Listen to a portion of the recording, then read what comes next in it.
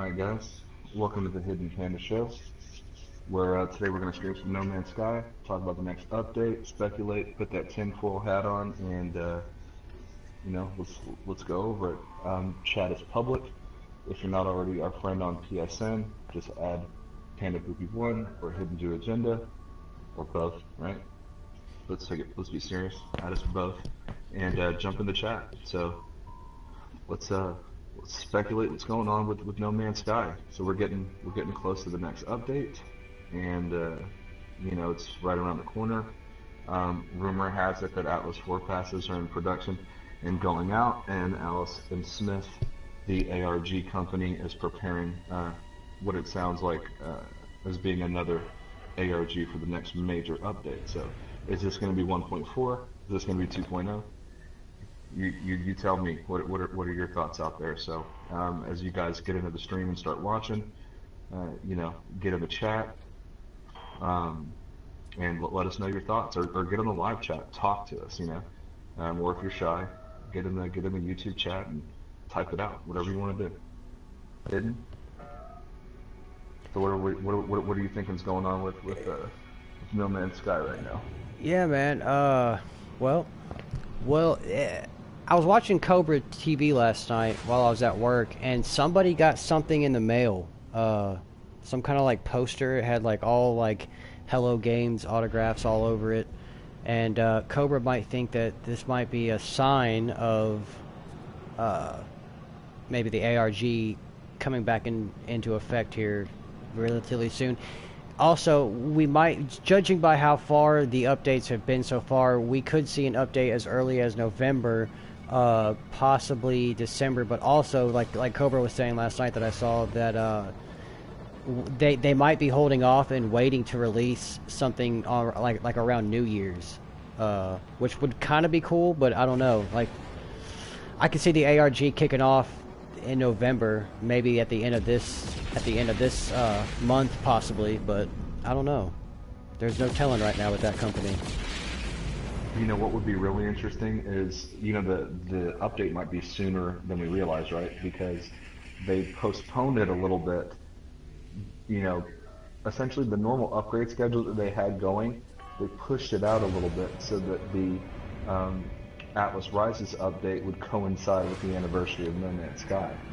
So if they're on their regular cycle, November-ish, should be the next update. But they could push it out to, like you said, Christmas, New Year's, something.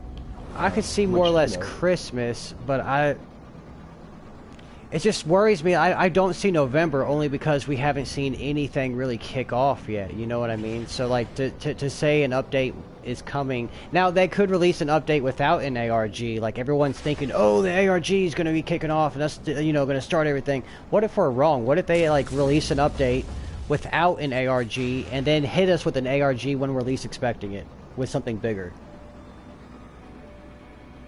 It's very possible. The thing is with these guys, you never really know. I think that just based on the amount of patches that they've done in just 1.3 alone. Oh yeah. That I used to, if you remember what we talked about before, like how I said that I thought they had pretty much everything canned and ready to go, that they're releasing it in stages. Right. I'm not starting to believe that so much anymore. Just based on the amount of patches they put out, that lets you know that there's a lot of technical aspects that are still being worked on. And I think that they're finally starting to establish a strong team and a good ground game, and getting back to communicating with the community. So I think that it's not all planned out like I previously thought, that they're really working really hard. And, part of me still thinks that the next update is going to be a 1.4 instead of a 2.0. Right. Because it's just going to be the next iteration. And I see mainly the big focus on the next update is going to be cooperative multiplayer. Right, it has to be. Would you agree? Absolutely. Only because it said, as we got this current multiplayer, that they are working towards a more synchronized co-op. Which could only mean one thing. It means that you're getting a player model and we're going to be able to fly next to each other and see each other. Now, I hope that there's more interactions with that, though, as far as, like, me being able to sell my ship to somebody, or maybe buying other stuff from somebody and negotiating a price, maybe. That's kind of the stuff I would kind of hope would go into the co-op multiplayer, I guess. You know? Right. But I don't know. It's like every time we speculate about something, they always throw us like something completely different than what everyone was thinking. Well, and we always get more than we expect, right? I mean, now just going back to what you said about multiplayer, this is from the joint exploration section of the No Man's Sky update page, and it says glitches in the simulation have begun to appear, which, you know, that's obviously what we've got now with 1.3. Right. Visualized by strange floating orbs, up to 16 players can see and communicate with one another and explore the universe together. Right. While interaction with others is currently very limited, this is an important first step in the world of synchronous co-op in No Man's Sky. Right. And while interaction is very limited, VoIP, which is a voice over IP protocol, internet protocol, allows proximity-based voice chat with other nearby explorers. Use portals to quickly travel to more populated planets or to meet up with friends. So they're pushing this whole narrative of get together. Now, because we can't see each other yet, I think that a lot of players have been discouraged from hanging out with each other, and then there's a lot of players that are hanging out with each other. But Hello Games wants people to get together because they are stress testing, right? The whole the servers and how many people can be in a place at a time and all that kind of stuff. But we're not synchronized, meaning me and you tested this out one time, where we're on the same planet, we're looking at the same tree, we see the same rocks, the same details, the same cracks, everything. Everything is identical. But for you, it was daytime, and for me, it was nighttime. Yes. And so I think that there's definitely going to be a big focus on multiplayer, and I think it's going to be a synchronous multiplayer. I think it's going to be lobby based, so you'll be in a 16-person lobby where you guys can explore together in that. But I can invite. Like, do I get to pick who is in that 16-person lobby? Like, do I start with my own lobby and I have up to 16 people to potentially join, or, you know? Well, see, that's really what I'm not sure how they're going to implement it, because is it going to be an open lobby where people can just get together, and can they create their own like subgroups, kind of like how Destiny has like fire teams. So you might have your group that is like your go-to setup, but maybe there's other, you know, open type co-op where you can join someone's open lobby and play with them, which is cool, because you can play with your friends when they're available, and if they're not, you can just make new ones, you know? Correct. So that would be cool. Now, do you think that the focus is going to be on synchronizing the multiplayer more so than bringing us the characters? Or do you think the characters are going to come? Like our avatars, our player model? No, because what I could see, honestly, I could see this happening. I could see us one day opening up the game, and there obviously has to be some kind of menu screen for you to go choose your character. Right? Like we obviously don't have that now. We've never had that. So that's going to be something completely new.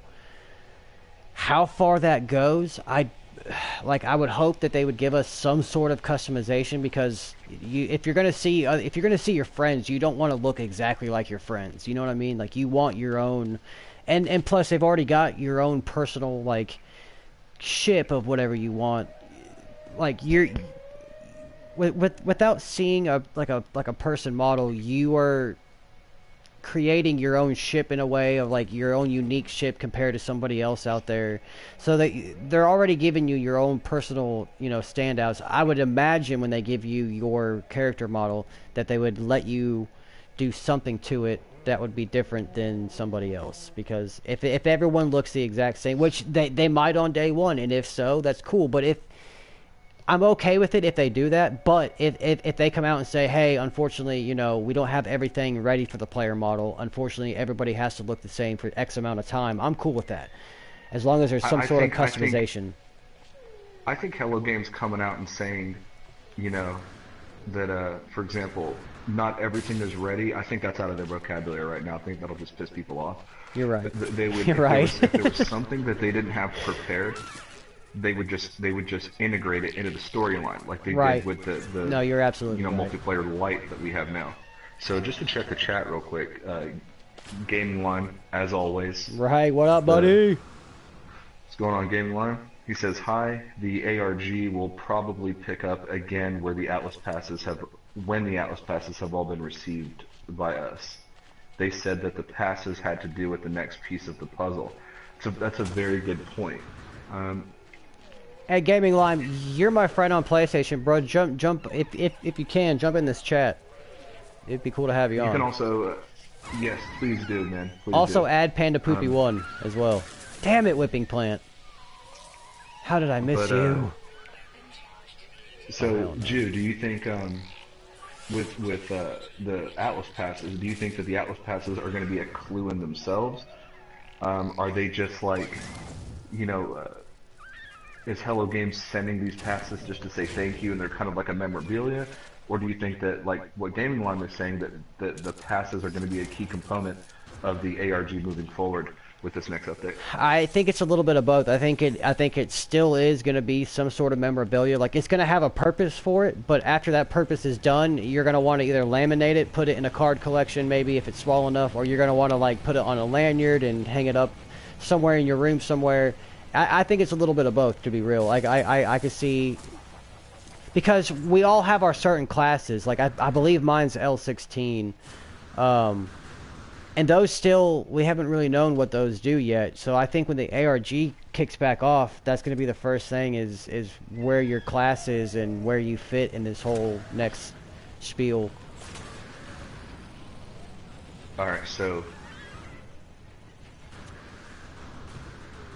Gaming Line just brought up a very, very good point.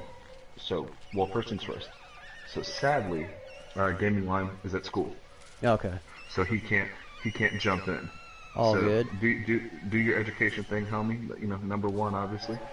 But thanks for getting on the live stream anyway. But he says, what if they make the player models procedural? That's huge, right? That'd be dope. Well, my controller just like geeked out for a second. All right. Okay. But do you get what he's saying there? Can you repeat that? Because like everything cut out. That was weird. Oh, no, you're good. So he said, what if they make the player models procedural? Oh shit. That's such a good. Why didn't I? Yeah, dude. No, I could totally see that happening, dude. Completely. You know, I don't think that they would just straight up make it procedural. Gaming Line. Here, like if I was Hello Games, this is how I would do it. So I would create a base player character, okay, that you customize. So you would be able to pick your appearance. You know, whether everybody has the same generic appearance and you pick colors and outfits, things like that. Or there's different, you know, as we've seen in the storyline for people that aren't far along in that yet. No, I don't want to spoil it for anybody, but there are travelers in there, and they come in different appearances. They look like different species and so on. So, you know, you could maybe pick like a certain race or a type of character, and you can edit that character. And for the people out there that don't feel creative that day or don't want to be bothered with that, there might be an option kind of like what we see in Ghost Recon Wildlands where you can just randomize your player outfit, right? So you could then click a procedural option and it will just generate a player for you. But I think that there is going to be some type of customization component for sure.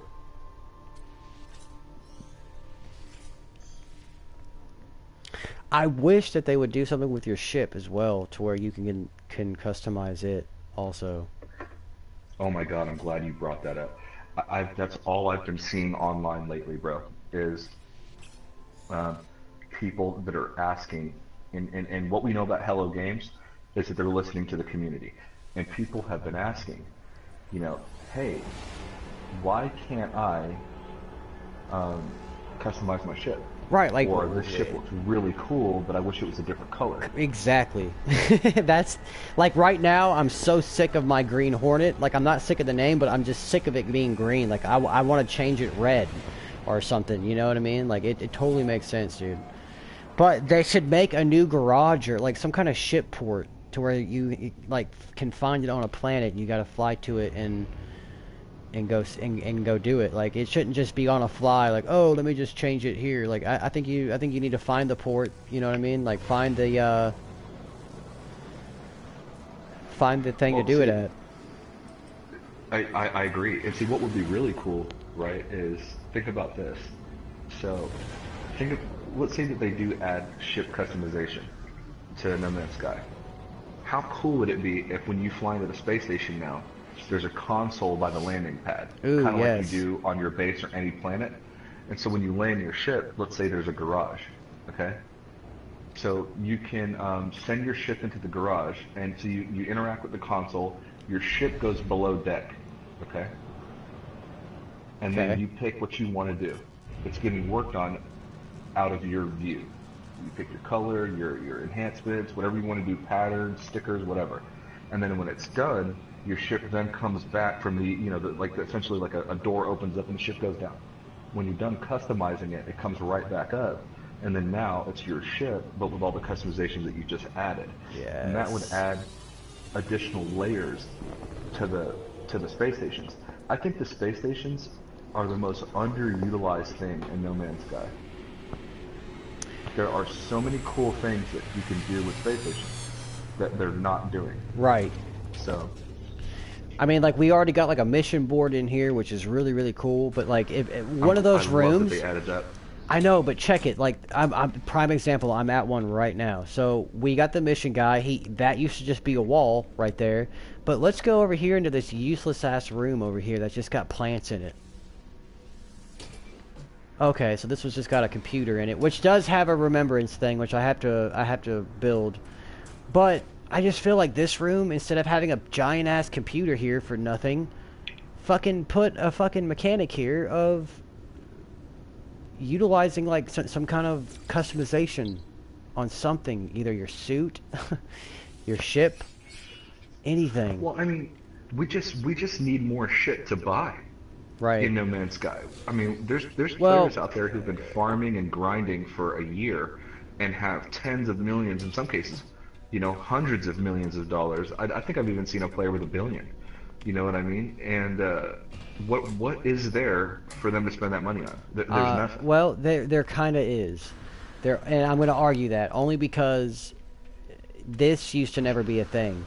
All right, going in here and buying all of this other shit that I can buy for like a low amount in this system, and then go take it to another system and it be double. Sure. That's what they've added. And if you've got the money, you can buy some of this shit. Like, let's see.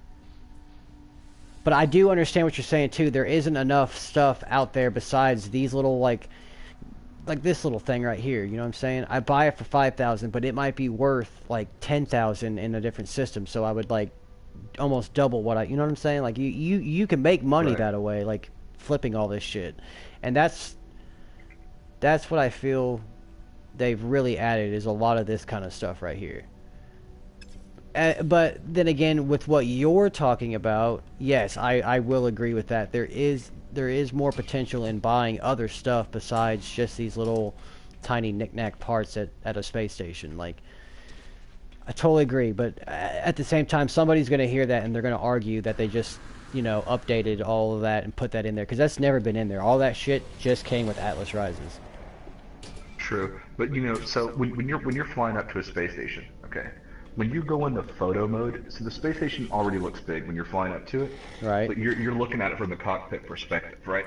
Right. So when you go into photo mode and you see your ship against the space stations are fucking massive compared to your ship, and it bothers me that there's not more in there. There needs to be, and you know, maybe they'll do that. Like, picture this. So kind of like how you have your mission board. So imagine that there's right next to the terminus. Okay, there's a console. You go on there and you click on it, and you can invite your friends now to play, or you can search for players that are currently online that you can invite to play with you. Oh shit! Sorry, but this is a really. Oh god damn it! Excuse me, sorry. But look at the little droid sitting here. That's all good. Had that wing been on the other side, I may have considered that. Go on. I would have definitely considered it because it's a cool looking ship, but yeah, I'd rather have that other wing than that R2 droid. But imagine now when you invite players in or your friends come to join you, they just come through the terminus in that space station. Now that would be cool. Now would it also be cool that once we get our player model, that maybe they have, I don't want to knock off Elite Dangerous, but have some sort of passenger ships where like you could like initially have like a space bus of your friends like flying, you know what I'm saying? Well, that goes back to my original theory that space should actually be open. So, and I don't want to sound like I'm criticizing No Man's Sky because I'm not, so I'm gonna get real specific here. So, Elite Dangerous is truly open space, right? You can travel from place to place to place to place, and you can even follow people. Yep. Okay. And through open space. I think that eventually No Man's Sky is going to go that direction, but they focus more on the terrestrial aspects of No Man's Sky, which are far better than any other game ever created, in my opinion. Very true. Space is not necessarily open, and each system is kind of a level. Oh shit! If you're being honest with yourself, right? But you can go from all these different hundreds and hundreds of billions of systems, okay, and you can 18 quintillion apparently to be exact, right? You can go into any one of them, and it'll load up, and you'll have your system there, and you can fly from planet to planet, moon to moon, and you can land on it, and they're full-size planets that are fully interactable. You could even manipulate and destroy the terrain, create caves where they weren't one. If there's an item below you, let's say a resource that you need, you can blow a hole through the ground until you fall into a cavern. I mean, there's no game out there like that, especially at the level of detail. Correct. That No Man's Sky has. Now, I think that they're going to go to an open space type setup. People need to understand that No Man's Sky, the team, okay, Hello Games, was 15 people total, and I've said this many, many times, but there were 15 people total at the development of No Man's Sky. Sony helped publish the game, but it's not like Sony has its own, game development company that went in and helped Hello Games build this game. Right. The company was a total of 15 people, and that includes executive management and their publicists, who later quit. So, on the floor, there was 6 to 8 people at any given moment, or some figure like that, that were building this game. And when you take that into account, how many hundreds of people did it take to make Call of Duty, or how many hundreds of people did it take to make Elite Dangerous, or to make, Mass Effect, or whatever the case. I mean, hundreds and hundreds of just, coders and artists and programmers and all this kind of shit, right? So it took hundreds of people and millions of dollars. Hello Games, they made the game in 5 years with 15 people, and it's one of the biggest games ever made, if not the biggest game ever made, and it's completely procedural. So they headlined a technology that people don't even know about yet. You know what I'm saying? That procedural generation was never as big as it is with No Man's Sky. Oh, right. They are at the forefront of that technology, and they're growing. They're hiring people. They're hiring programmers. They're hiring story writers. And yeah, I mean, not all of it's going to be on No Man's Sky. I'm sure they want to make other games, but their resources are growing. So No Man's Sky is going to get bigger. Sean Murray himself, before the game even came out, he was quoted as saying that they'll be working on this a long time, right? And that they'll be working on this a long time. Exactly. So all this stuff is coming. But going back to what you were saying about busing your friends around, I think that's where it's going to go with your freighter. So I Okay. think that your freighter, essentially, you'll be able to free fly your freighter. Maybe not right away, but at some point. At least, at the very least, within the system. So all your friends can be in the freighter, and you can pilot the freighter to a specific planet or moon. All the while, your friends can walk around, they can help with your farm, you can get resources like That'd be carting and cool. picnic, and you know That they would be can cool. interact with your base on your freighter and your planet base too. I mean, there's so many things that can be done with multiplayer in No Man's Sky, but there definitely, at the very least with the freighter, needs to be a multi-crew setup. Right.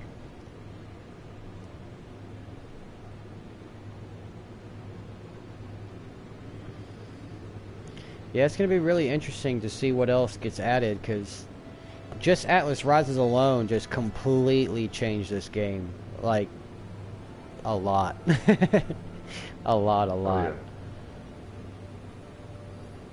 oh yeah.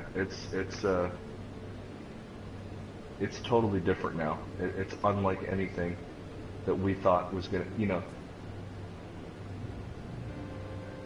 I personally think that the game now is is better than what I envisioned the game would be before it came out.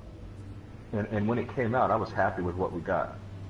But even in my wildest speculations back then, I think the game is, aside from multiplayer that needs to be tweaked, I think that we have what now feels like a AAA title, right? Right. Agree. Like a true AAA. Like, So people are like, man, had people yeah, bought or spent $60 when it first came out and it had every bit of this in it, they wouldn't have gotten so much backlash, bro.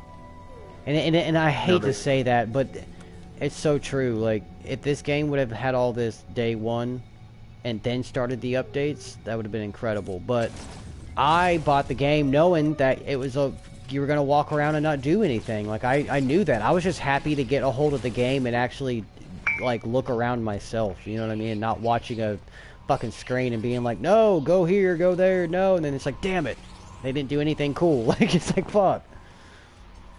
So I was just really glad to get the same. game. As soon as it came out, I was like, fuck, I don't care how much isn't done. I just want to be able to fly into fucking space and go to the next planet. That is it. And if it has that on launch, I am good. Yep. And I've talked about this before, and I'll say it again because it triggers something deep with my relationship with the game. But I, just like you did, I got the game because at the very basic level, I just wanted to be able to be on a planet, leave, and fly to another one. Damn.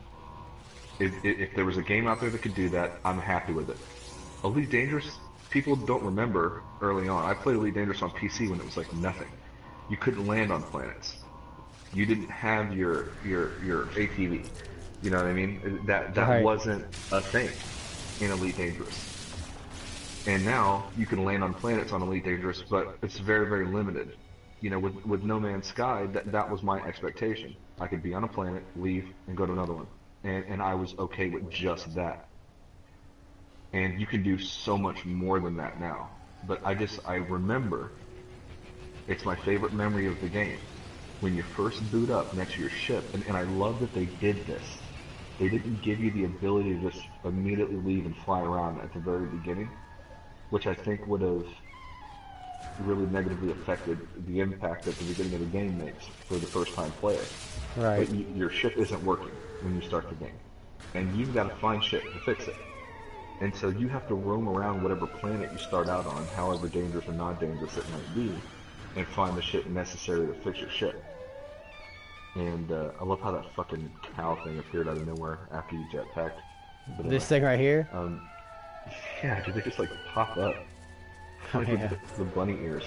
But you have to like roam around this planet and find shit, and then when you so they get you used to being on world first, and seeing the different environments and the landscape and the different animals if you're on a planet like that and like shit like that, right? Mhm. So you're running around like, oh, okay, this is cool, and then oh, now I can fix my ship, and I want you to tell me about your feeling. I don't think I've ever asked you to tell me about it before, but I want you to tell me about your feeling that very first moment when you take off and you leave the planet, and you look back, you turn around and you look at it, and you're like, man, I was just there. Yeah, dude. And now I can go anywhere.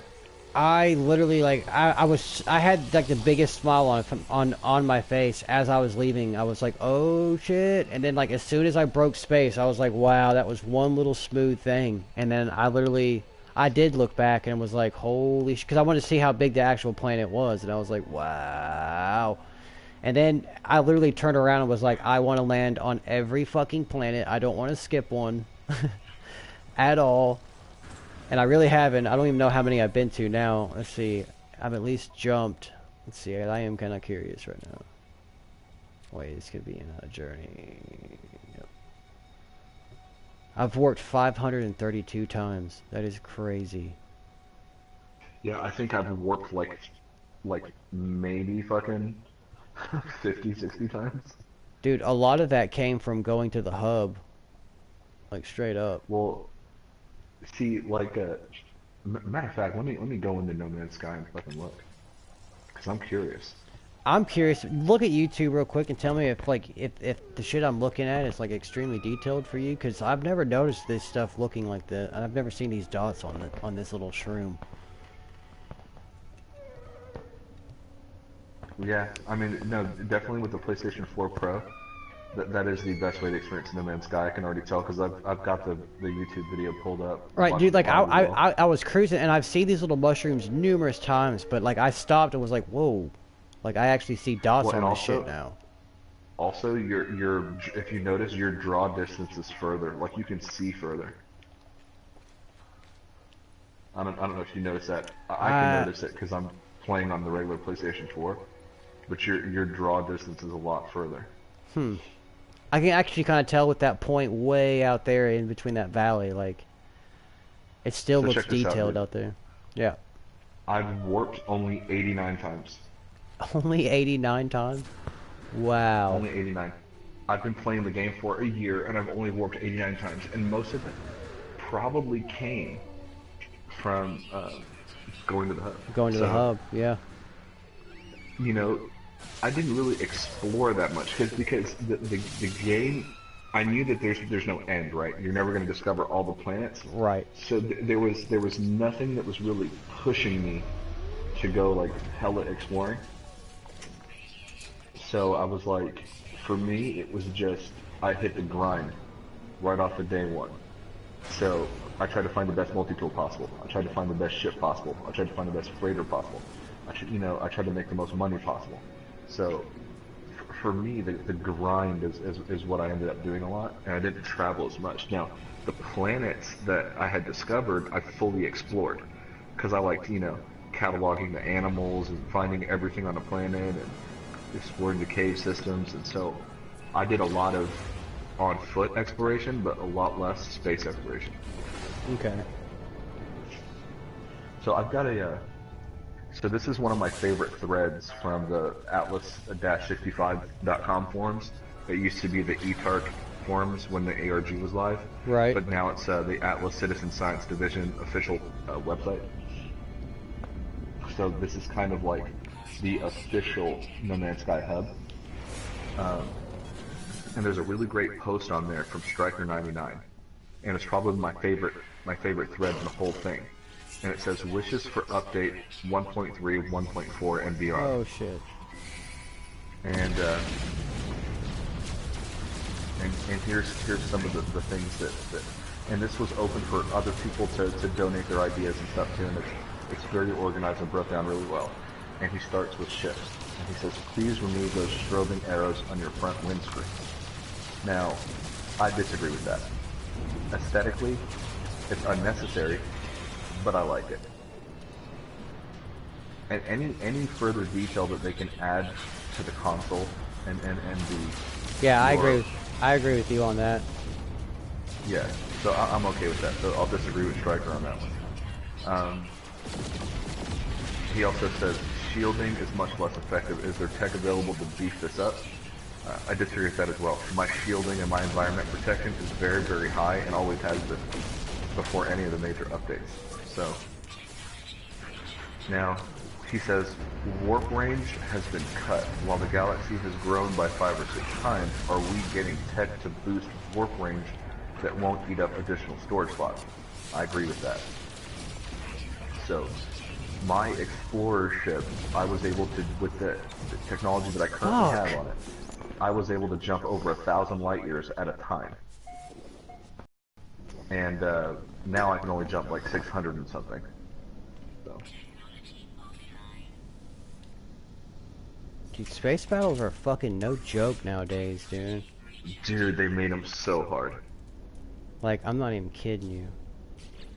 Also, I'm quite angry right now. I don't know if anybody's talked about this, Hidden, but I know that we have. For the love of God, if anybody from Hello Games happens to come across this video, if anybody that's in touch with anybody from Hello Games happens to come across this video, if you don't have any plans on doing this in the 1.4 update, I will be very, very pissed off. You need to do this. Change the fucking warp animation. Yes. It feels like a load screen. And we were told no load screens. Yes. This is a very small thing that I'm asking for, guys. So like, please this do away that with I'm in is technically not a load screen because I'm shifting back and forth. Yes, I'm staying in a straight line, but I'm able to at least interact and, like, for some reason, swivel back and forth, which I don't really need to ever do. But it's there. Warping on a different hand, I can't do a damn thing. It's locked solid. There might as well be a loading bar at the bottom. Pretty much. The animation that's happening right now when you pulse, the warp animation needs to be at the very minimum something like that. I know, but I hate to say this, but the way you travel in Elite, bro, just check out my screen. Could you imagine, like, setting a destination and, like, pointing to that star right there and fucking hitting your pulse drive and be like, shoo?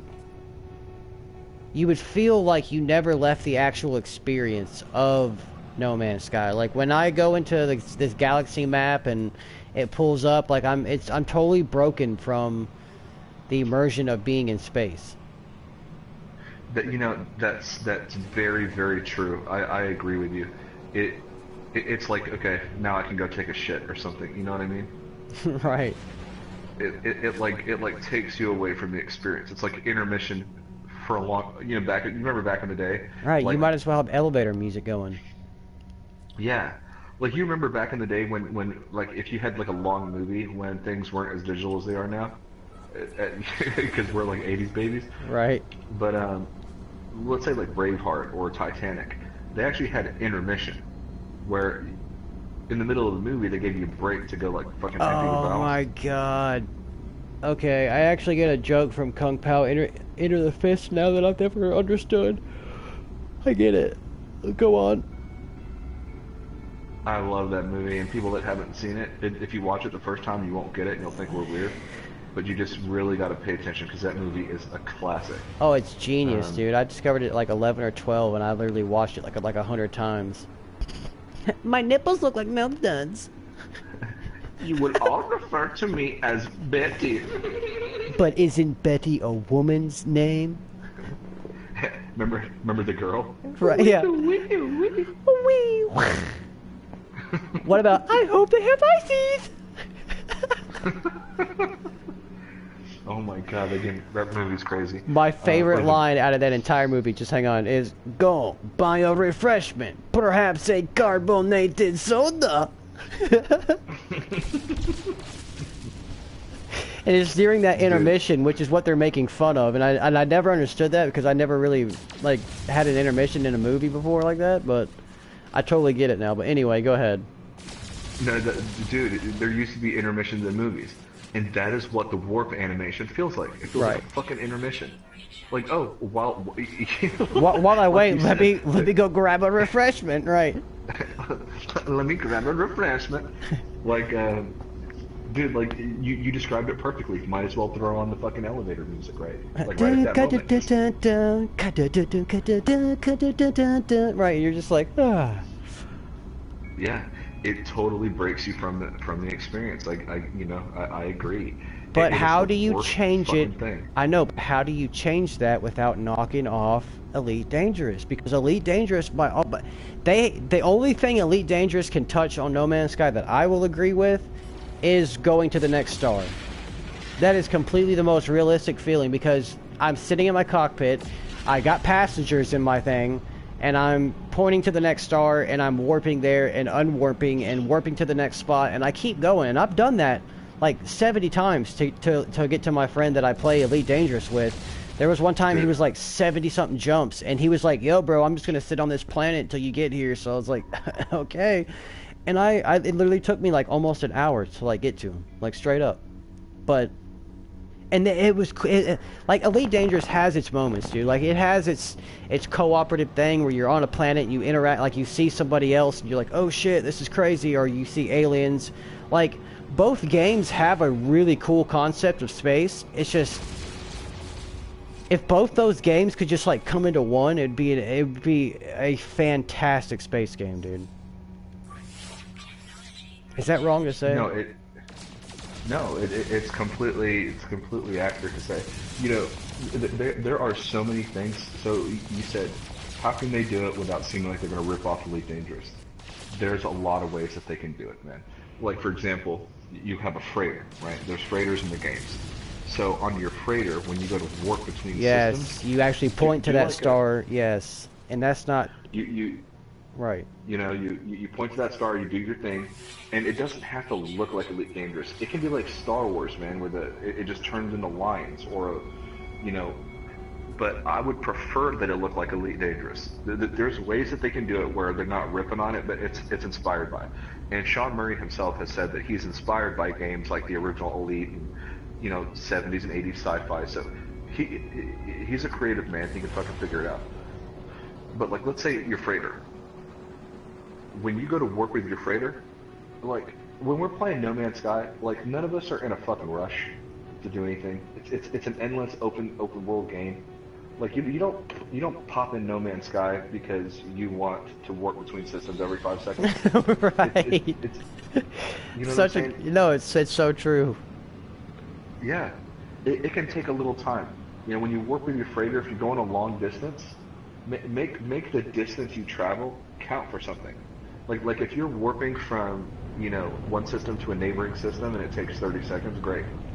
But if you're warping from one system to fucking 15, 16 systems away, then make it take a little bit longer. And while you're flying through space at the speed of, you know, whatever the fuck, right? Right. Especially in your freighter, you know, you've got your big window, your what do you call it? What do you call that, like on a ship? I'm thinking like Captain's Bay, maybe? Captain's Quarters, possibly? No. Big ass motherfucking windshield that you got sitting outside your fucking... Yeah, that's what it's called, bro. Big ass motherfucking windshield. We'll just call it the big ass motherfucking windshield. Yeah, that's it. You can see the universe flying past you, all that kind of stuff. But you can break away while you're warping and explore your ship. While you're traveling to another system, how cool would it be to just go pick some fucking crops instead of sitting there and being forced to watch a goddamn load screen, right? Let's just go, oh, let me warp to fucking 25 systems away to meet up with some friends, and on my way there, I'm just gonna go fucking pick this geknip that I've been growing and you know, fucking do some other shit while I'm at it. So, you know, that would be cool. The deck. I think it's called a deck. Anyway, the deck, okay. No, the bridge. It's called the bridge. The bridge, alright, okay. I knew we'd get it eventually. Anyway, it hit me out of nowhere. But yeah, I mean, something Go like sweep that, the man. bridge! Like, I'm sorry. but like, yeah, dude. Like, let me just explore my freighter and put more windows on ships. Why doesn't my freighter have more windows? Right, well, I want to say it's because they haven't figured that out yet. They don't know how to, like, show what's next to you. Maybe they do, I don't know. But it would be really cool to, like, have windows in space. Like, that would totally be fucking awesome. Like, I want my bed to sit out and look at these planets right here. You know what I mean? Bro, the International Space Station in our world today has more windows than your freighter in No Man's Sky. Wow. So, goddamn it, Hello Games, I want Yeah, No Man's what do Sky to you have do? more I fucking want windows. Yeah, I want windows in space. Give me fucking windows. If how cool would it be if you're making your freighter base? If there was an area where you can just go look outside, or like while you're traveling through warp, right, to another system, there's like an area where you can just go walk around, and like it's like an office or like a bedroom or like you said, like a captain's quarters, and while you're in there you can just like look out It'd and be see cool. shit zooming past. It would. Oh, excuse me. It wouldn't be cool on your home base to have this, but on your freighter, it could totally be a thing. If you have glass flooring, to where I could Yeah. just like look down and like see stars. You know, I don't know. Yeah, glass floor. I mean, that'd be cool. Like, I don't think it would be that hard to do, and it would be aesthetically pleasing.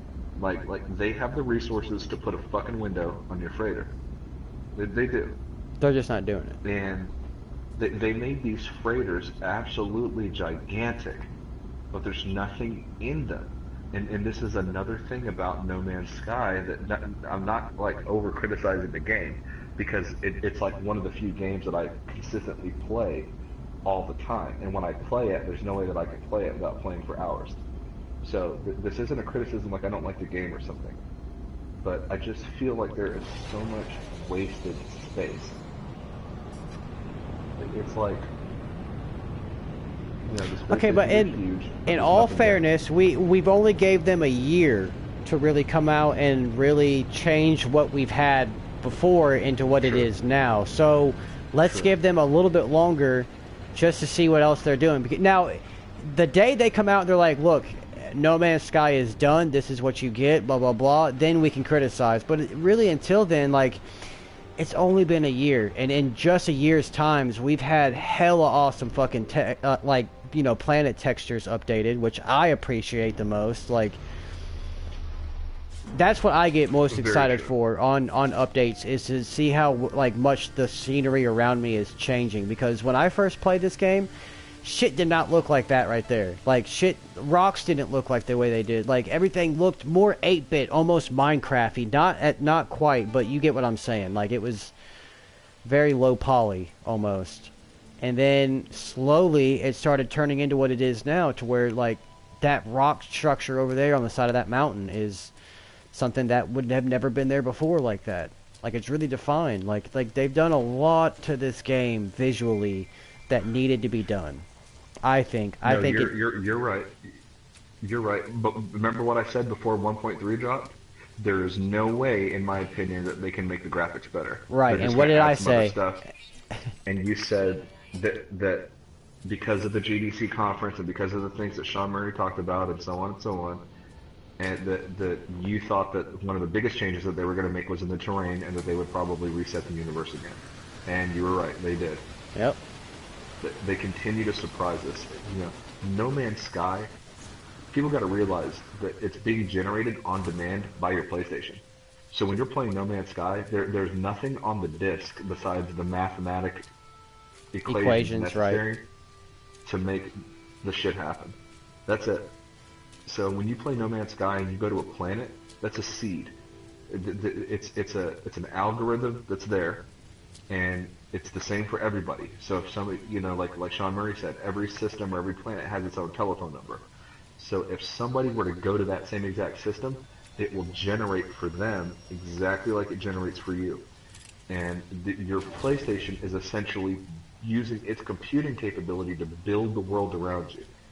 And to me, that's incredible. And it's the opposite way that games are usually made, and it's incredible. And they have got to be pushing the limitations of the PlayStation 4, because up close, the detail when you're on a planet, when you're looking at a rock or a mountain or the surface or whatever, it's incredibly detailed actually, and it's fucking dope as shit. And they keep making it better. I mean, the terrain now, things feel alien, but familiar. Right. A mountain feels like something you'd see on Earth, but completely alien at the same time. Right. And I love that. I just want a little bit more. I want go ahead.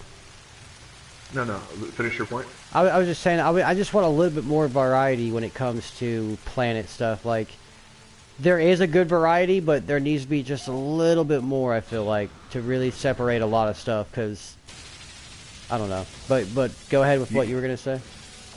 Well, just to add on to what you're saying, and then I'll go back to that.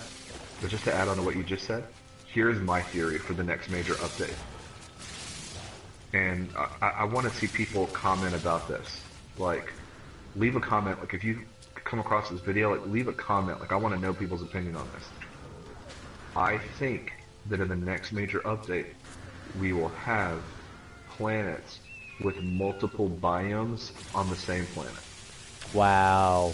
That's a bold statement, dude. Because how awesome would it be to be walking and then all of a sudden you're in a jungle and you were just on like some, I don't know, fungus-looking place. Like maybe one side of the planet's got this fungus-looking stuff, but then the other side has got frozen. I don't know. I see what you're saying, but it's just like how do you emulate that? Like how do you do that? Well, like for example, let's say this. Let's say that an NPC, okay, an NPC says, I need you to, on a planet says, I need you to go get this thing. And it sends you. And then you either take your ship, or you go on foot, or you take your exocraft. And let's say that you meet the NPC in a foresty area of the planet, where it's raining and it's lush. Now you leave that area, you gotta remember, these planets are planet-sized. So however you choose to get there is however you choose to get to that side. But as you travel across the planet, it goes from forest to like savanna grassland to, let's say, a beach. You cross the body of water, and on the other side, let's say it's a desert. And you travel across the desert to the objective, just like on Earth. Like if you were to leave Florida and travel across the Atlantic, you're going to land in the Sahara Desert in Africa. Right. Okay, and so you would go. You're literally leaving a lush, foresty, swampy peninsula of Florida, crossing the ocean to a desert wasteland. And I want to see that No Man's Sky. And it's not technically impossible. It's probably expensive in terms of the amount of resources that would be necessary to make that generate. Right. But the game is building itself in front of you, so that information can be implemented somehow. And I'm sure they'll figure it out.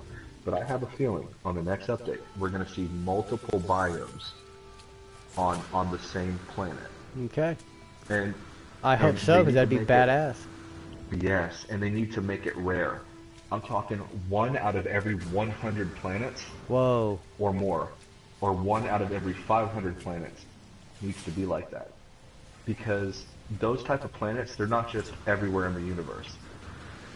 So, you know, I don't want it to get boring for anybody. But I see them doing that, and I would love to see somebody like live streaming one day, and they warp into a new system, and they get there, and it pops up on the screen, multiple biome planet. And there's frozen tundras and deserts and rainforests and oceans and caves and, you know, mountains and all kinds of stuff. So, but I see that coming. It's a bold prediction, but we'll see. You've been right more times than I've been right, but let's hope this time I'm right. I wouldn't say that, dude. You've made pretty solid predictions. I get carried away. So Striker99 says suit. So shielding environmental protection is less effective. I disagree. The jump pack should function longer like it did originally. No, I don't think so. You're not Rocket Man, and I think that when you press X, you should jump, and then if you double tap and hold X, you should activate your jetpack. I think that there should be a way to jump.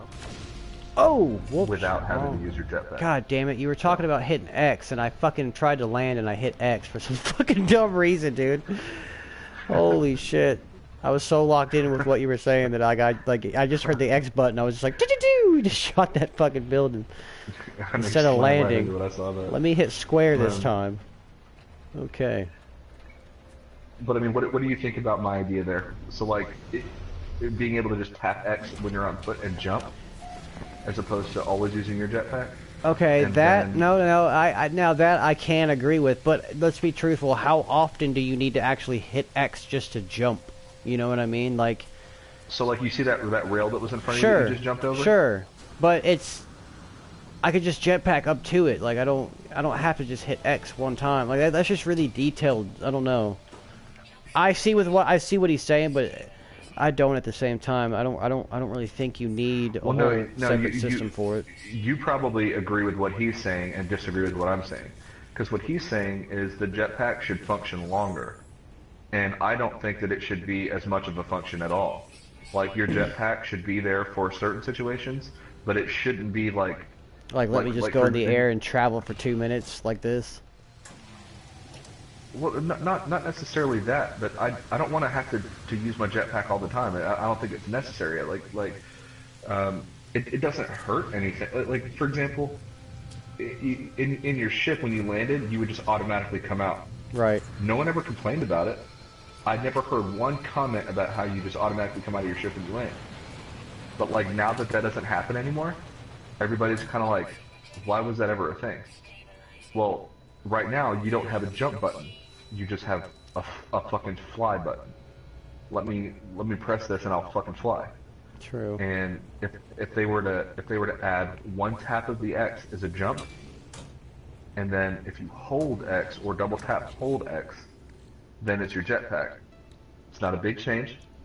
Some people won't even care. But people like me would probably really love that. Just because, like, I don't know what it is about that, but I don't like that I just can't jump. I don't know if it lets you do it anymore, but in the original version of the game, you know that you could destroy your jetpack upgrade? I did not. Yeah. So in the version that originally came out, which I actually did this, and I just had to reload a different save, but or reload the previous save. But I wondered what happens if I destroy my jetpack, and at that time you could destroy it. I don't know if you can now or not. I haven't tried. I don't think you can. No. But I destroyed my jetpack, and I couldn't jump at all. Interesting. So it's like, does my character not have fucking kneecaps? Like, why is jumping codependent on Your my jetpack, right? So, but anyway, it's not a big thing, and I don't care if they ever do it or not, but it would just be really cool if they did. He says the underwater breather should last a lot longer. It's pathetic how quickly it runs out. That I do agree with, because I have been down there multiple times, been like, oh, I can't fucking go get anything because I'm about to die. So, right? I disagree. Really. I do. One of the environment protections that you can get is the ability to hold your breath longer, and I'm okay with that because I have that set up on my character, so I can be submerged for like several minutes before I have to come back up. So if you are almost dying when you go in the water after just a few seconds, then you're fucking up and you're not building the right environment protection, and that's on you. So that's my opinion on that, personally. But I mean, that's not that big of a deal, but I disagree with that statement. And also, they need to add a submersible exocraft, like a submarine or something, and then that would make that irrelevant anyway. That I do agree with. I would like to see them add like another vehicle again, because we haven't had anything since Pathfinder. No, I take it back. We've had some new ships, but not like on planet, like needing a submarine type thing. I also wish that they would add environmental changes, like fucking waterfalls or like. What's up? You guys playing No Man's Sky? We are. We're also streaming at the current moment too. Awesome. I was just I don't know. I've never talked to anybody else that plays this game. No, dude, cool. Yeah. Jump in, sure. It's very rare that we get people to just randomly jump in, so that's what's up. Man, have you seen Rayroids? Like No Man's Sky overhaul? Oh, you're talking about Rayrod? Rayrod, that's the one. Yeah, his mods. I haven't personally seen them, but I saw Recently, he's merged all the updates together, he's so far created 900 different biomes by himself. God. Yeah. Yeah, I did see that. He's done the third person mod for when you're flying your ship. He's done all these biomes, and you can load every single released version of No Man's Sky, including the day one original release before the day one patch. Right. You can load all that in if you're on PC. He's even like used unused textures and shit that Hello Games haven't bothered to like use and shit. Like there's so much stuff that they've not used that's in their files, and he's just kind of like unlocked all of that and put it there. Why do you think they haven't used it? I think that they think it isn't. I don't think they think it's aesthetic. I don't think it works well enough for what they're looking at. Well, that's what they think. Like I might, you might, and Panda might have a whole different outlook on that. I definitely have an entirely different outlook on that for sure. I wish that they would release those. That kind of like upsets me that they would have certain biomes that would, you know, be locked away from us. Yeah, they've locked off stuff from the previous patch and the previous patch before that. They've been taken away from the game. You'll notice as well, like the biomes have changed. So you don't, when you find tropical planets, it's very rare you find a tropical planet that is almost a forest. You know what I mean? Yes, it's very spread apart. Now, is it possible to come across a forest? Yeah, it's very, very, very few and far between.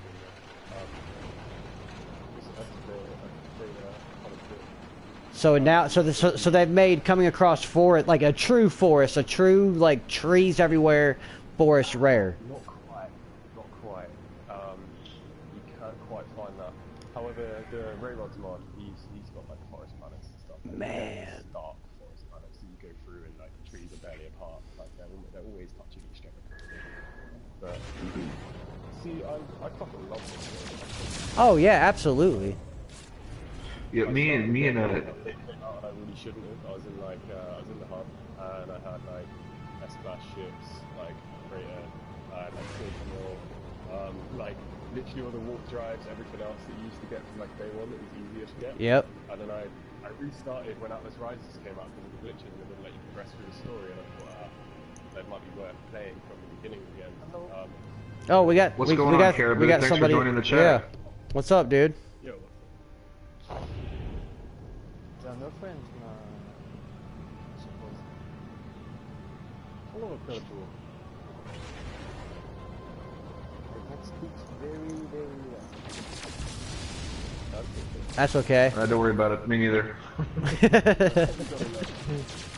So I take it you guys are pretty into Huge fans.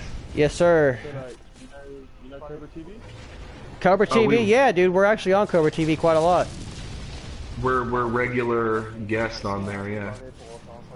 I've been watching that shit for fucking ages. Like at least 2-3 years now, right? Yeah, me too. Me and Hiddenjewagenda right there. We've been on Cobra so many times that Cobra will sometimes just invite us before his stream actually starts on Skype. Yeah. So we're sort of a part of that channel in a way. Some really. The guy seems really interesting. Just his outlook and like how positive he kept everything when everyone was so negative. Like, and he built like not a big fan base, but a small fan base of people that really do appreciate the game. It's really cool to see. Like, Absolutely. Well, and people trust his opinion as well. Like even though like he covers other games, he's one of the few No Man's Sky channels out there where he's like interviewing developers and doing interviews with modders, and he's got a big channel. Were you following the ARG then? Oh hell yeah. Big time. Shit on those websites trying to unlock. Dude, tinfoil all the way with the ARG straight up. Yes. Shit, like. Dude, to be honest, I didn't know what an ARG was until I got into this ARG. Like, when I started figuring out what an ARG was, I was like, this is nuts. How is anybody catching on to this? Like, I didn't think anybody would catch on to that. But apparently there is a huge ARG community out there that are, like, ready to fucking... Yeah, man. Do you remember the... I can't remember the guy with the black hair with the hamster who was in the room. With there was the hamster, you had to feed the hamster. He came in. Yes, yes. Yeah, like they recently, some guy, like just a fan, just like walked up to the studio that like did the ARG and walked inside and just started asking questions. I think that's on like Kobe's next video. It's about it. I didn't really understand the whole hamster part. I just know that it was like saying something about feed me all the time, and there was parts of that ARG that just like I couldn't keep up with the entire thing like 24/7. But I got like the big like the big points. There was a few points that I was like, what is going on now? I had my email from the for the Atlas Pass version 4 as well. I got confirmed that I would receive one, but I haven't received it yet. Nobody has, but what we're all speculating is that when those when those Atlas passes get sent to you, possibly is going to be the next step in the ARG as far as kicking it off, and maybe. Okay, so do you remember your science division? Like, are you in L16? Yeah. What's your label? Oh god, that's my PC. I can't remember now. It's been a while. So you play No Man's Sky on PC currently or PlayStation? Oh, I guess obviously PlayStation. Yeah. I really want to. I've recently just come across a small sum of money enough to be able to play a game on PC. I'm very tempted just to like support that railroad club. Oh, absolutely, dude. If I had a computer myself. That guy has done like. Yeah, I mean, he definitely needs to be hired, that's for sure. I think we would have some really kick-ass actual biomes for everybody if they'd hire him on. Like, it needs to be designed. Like, so far, like, the stuff that he's put out, like, the screenshots and the gameplay that I'm watching is miles beyond anything that this game currently is. And the way his trees are huge, and like the plutonium is huge, like. Yeah. Yes, that's what I'm talking about. Also, like, different sizes rather than just the same static tree everywhere. Everywhere, yeah. You may get one or two different variations of it now, but like, they're all still the same size. And yeah, you do find bigger ones, but they'll all be that bigger size, but you don't get any variation between them. And I wonder if that's because of the hardware that's on PlayStation and PlayStation Pro. Like, I wonder if that is limiting us from having that. Like, no, because plenty more games on PlayStation that are hella more demanding than No Man's Sky. True. Yeah.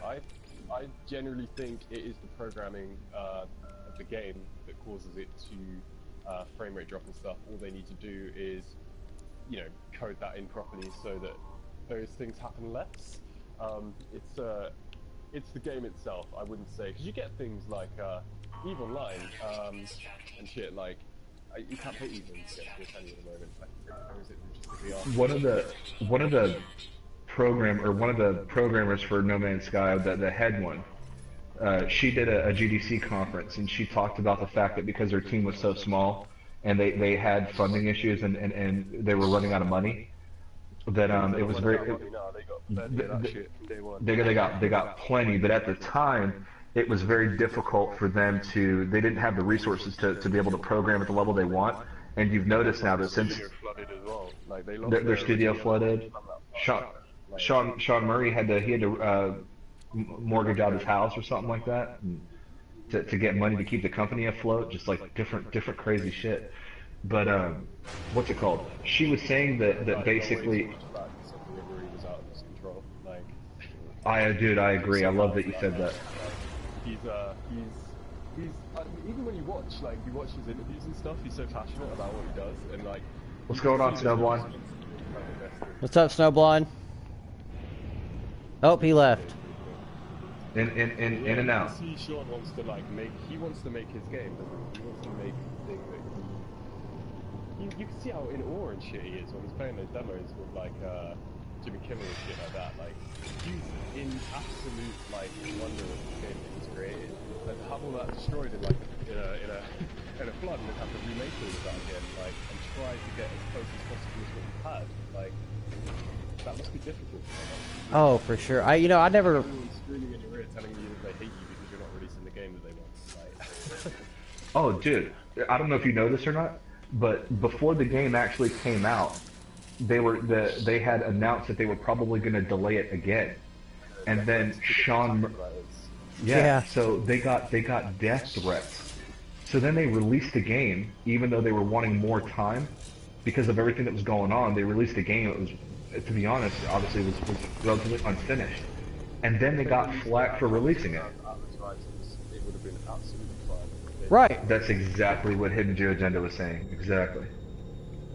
Yeah, if they, but the people didn't give them time to, nor did Sony. So, and it's like, are you willing to wait longer to get a really good product, or do you want to have it rushed out and be disappointed, like it happened, like that fucking happened. Like they were like, fuck it, we're going to release it, and then they release it, and then everybody's like, oh, this isn't done. Well, no shit. About it, but I still played the shit out of it. Oh, me too, dude. Day one, I was there. I mean, I've been there. Even when like the numbers started dropping, I was still playing. Like, I never really stopped. This thought ran through my head. Seriously, this thought ran through my head whenever this game came out, and as it was falling, I was like, I'm going to be the only motherfucker playing this game, and I'm going to be famous for it. Like, I literally thought someone on the news on like E3 would come out and be like, no man, Sky is tanked, but there's still one player out there playing. He goes by the Hiddenjewagenda, and I was gonna be like, yes, I succeeded. I am the only one out here. But apparently that didn't happen. There's apparently some hardcore fans out there like us, so that got shut down. So the main No Man's Sky community had 8,000 members. Okay, before Atlas Rises dropped, and the moment that Atlas Rises dropped, it you've been a part of it too, so it grew to 10,000 viewers, or 10,000 members. So there's the AGT on Facebook and stuff, the Galactic Travelers Guild. Travelers, yeah, that's the one. Their numbers have skyrocketed recently, even with like the normal No Man's Sky page on Facebook. But if you're on YouTube, if you're looking at the articles, it's like all you see is no one is playing the game. But over 200,000 people participated in the ARG. It was like over 250,000 participants, global participants in the ARG. And PlayStation doesn't publish their player numbers, so the only thing that you're seeing is who's playing on PC. But no one knows how many people are actually playing, because most of the players are probably on PlayStation 4. There are other games that are similar on PC, but there is no other game that's similar on PlayStation 4. So most of the players are on PlayStation 4, and those numbers aren't being represented. There's a ton of people that play this game. I haven't actually like shared anything else. There was one thing. Do you remember? Have you ever been to the? Did you go to the original Galactic Club? Oh hell yeah! I actually got Panda there. Yeah. You did, yeah. Cool. I got there as well. It took me something like, I think it was like 400 warp drives. I got pretty close to the black hole ring. I got really, really close to it in my first jump.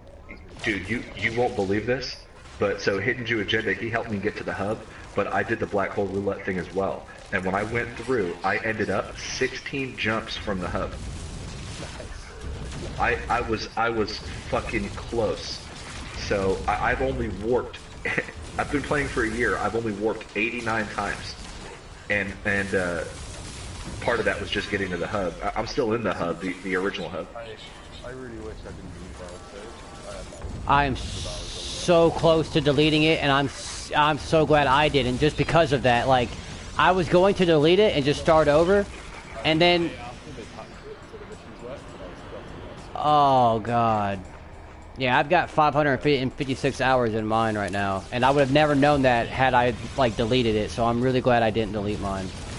I'm crawling back up to 41 again. I have to give it a happy play. Okay, guys, I'm gonna put this perfect.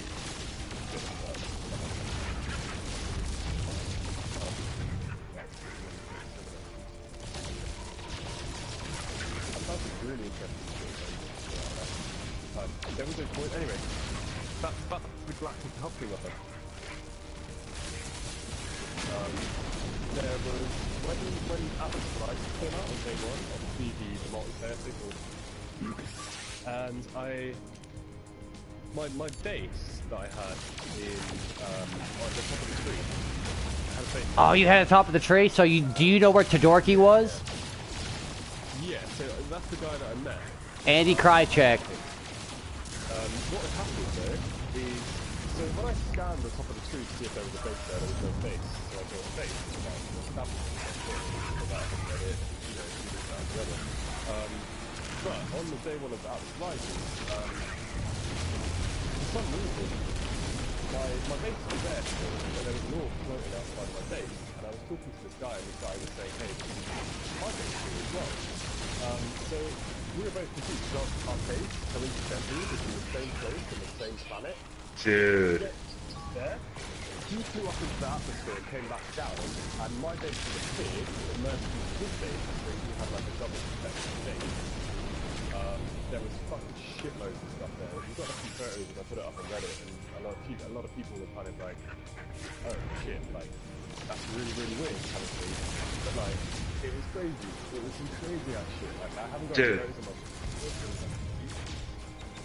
See, what happened to me was I'm into Dorky right now, so Andy Krychek, who had a base into Dorky, that was the first planet I visited when I got to the hub, and I got to the hub just before 1.3.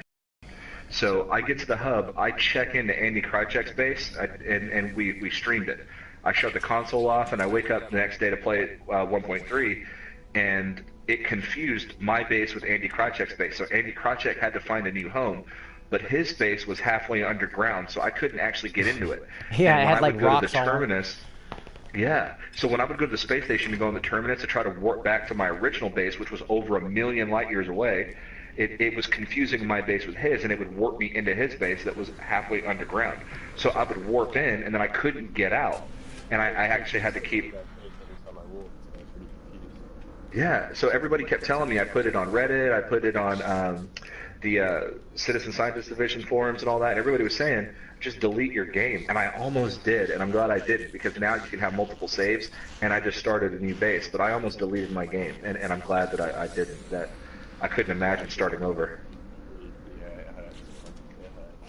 I had like full warp drive, I had full fucking photon cannons, I had a full pulse Shit. drive, I had all my inventory slots on my suit was upgraded. Half of those inventory slots are filled with modifications like full sprint, full health, full jetpack, all this other shit. I lost it, it's gone.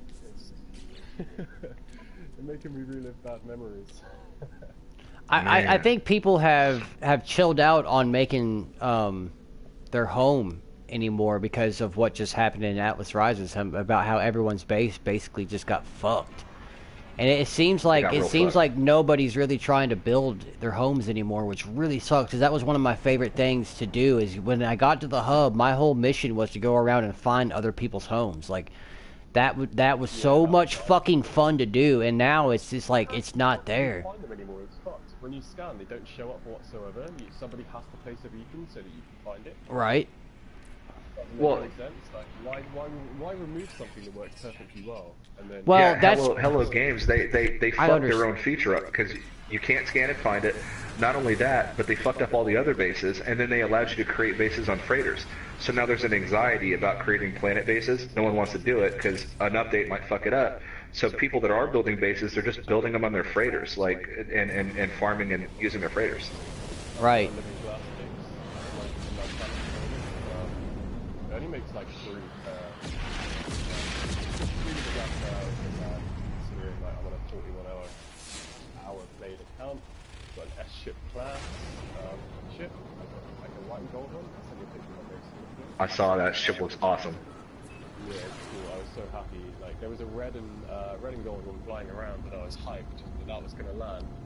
And I saw it coming in from the distance, and it ended up being white and gold instead. And I was so happy. Like, I don't see anything.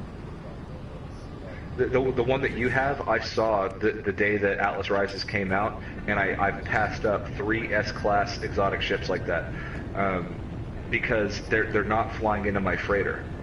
I have one ship slot left, and I like all the ships I have, so I don't want to trade one for the exotic. So I've been kind of weird about it. But I need to get a freighter before I can do it. I've got a 20 slot one though. It's not too bad. Yeah, that's pretty dope. 49% damage, 55% shield. It's a hard drive. Maneuverability is pretty much maxed out.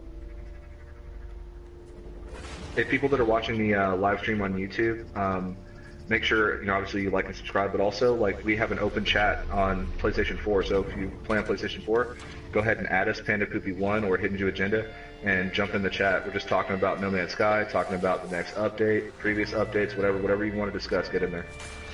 Now my question for you, I guess, should I call you Luke? Yeah? Luke? Okay. Yeah, go ahead. Okay, have you played Elite Dangerous ever? I hate it. You hate it? Yeah, it's Oh, man. wow. What, so... Me and Luke are buds. So what's wrong with it? enjoy it. I just not really being able to land on planets, the variations of the planets. Okay. Same. Now, fair enough. The game is beautiful. Yeah. I prefer the aesthetic style of No Man's Sky over the whole like pretty spaceships, like lasers and high definition graphics and shit. All right, fair enough. I like Overwatch. Do you know what I mean? Like Overwatch is good. Right. And there are people out there that really despise, like I'm in a band and my band hates Overwatch, dude. They're like, it's too cartoony, and I'm like, fuck off. Like, this is actually a really good fucking game. Stop playing cards. Right. Variation up. Right. Learn some new stuff. Yeah. Right. I'm gonna try telling them that. Yeah. Well, also, I tried to get people into No Man's Sky, and thankfully, actually at work, like 4 or 5 of my friends really like it now. They play a lot of it. Yeah, I've got a couple friends into it. yeah, we've done the same. We've turned people onto the game. Luke, let me ask you this question. Now, you don't like Elite Dangerous, and I'm not the biggest fan of it either. But would you agree? And I think that might have been where Hiddenjewagenda was going. But would you agree that the warp animation in No Man's Sky feels like a load screen, and that it should be something more like Elite Dangerous? Because in Elite, you can set like a destination, and that star will be like highlighted with like this yellow ring, and you literally just point to it and warp to it. Like, that's the immersion of being in space is never broke. But in No Man's Sky, I have to go to a fucking menu, and then like if I gotta take a shit, like I might as well then, because the game is actually paused. You know what I mean? Like you're broken from that immersion from going from system to system. But as an Elite, you can be in this, like it's just like you never leave that immersion. Like, it's just, It feels like one big universe that's actually open. right, and that is the difference. No Man's Sky being lots of procedurally generated small, like, universes that you access one at a time. Right. Now, I did take a break from No Man's Sky when Elite Dangerous came out, because I was really excited. It was a new space game. I wanted to just, get into it. But when I came back to No Man's Sky after like a month or two, I was so happy that I could just walk around, that I could just get out of my ship and walk wherever the fuck I wanted to. Like, I really took that for granted before Elite Dangerous. That's what I didn't like about Elite Dangerous, not being able to like exit your ship. Right. Well, you can with a little car buggy, but it's not like this, and you're not seeing shit like this. It's all. But I will say this: Elite Dangerous is about to release an update right before the new year, and it's going to have a shit ton of different planetary variety. I've already seen it. It's called Discovery or something like that. Have you seen Morphi, that weird android? Fuck yeah, I've seen Morphi. I streamed Morphi the first day it came out. Morphi is an awesome game. I think I might pick that up. Yeah. And it's cheap, man. It's cheap. It's like $15. Yeah. The new hub is in the Shunker Void, isn't it? I don't know where the new Yeah. hub is. I'm not sure what it's called. Okay. If you I need to like start making my way there, basically. Like, I've got everything that I need That's- to kind of like progress. That's what we're gonna do. Me and Hiddenjewagenda. I don't know if How many glyphs have you guys got? Just curious. I'll let you know in a second. 1 second. so. If you're down for it, Luke, me and Hiddenjewagenda are gonna stream probably us going to the new hub. So I don't know if you want to be part of that process or not, but we're gonna stream our journey to the new hub.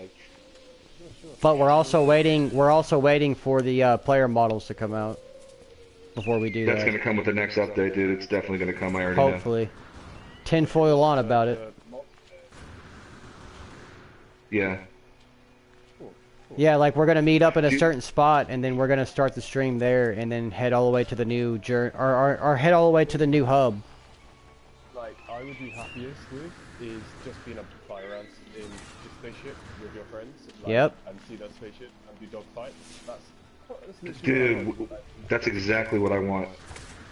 And I here's want much more than that. Like, here's it'd be what awesome if you could like shoot other players and stuff and steal their shit and retrieve glyphs and stuff from them. it would. I don't- It would in a sense, but what I see coming, and listen to me here on this, is that judging by the way the story is going right now, that the reason why they're letting you link up with your friends and see your friends' ship is so that this new race that enters the game with basically what I see is a new race, like well maybe, but there's going to be a whole nother race coming in, and that race is going to entitle War, and it's going to be a gigantic war, big enough that you're going to need to link up with your friends to take on. That's what I see happening.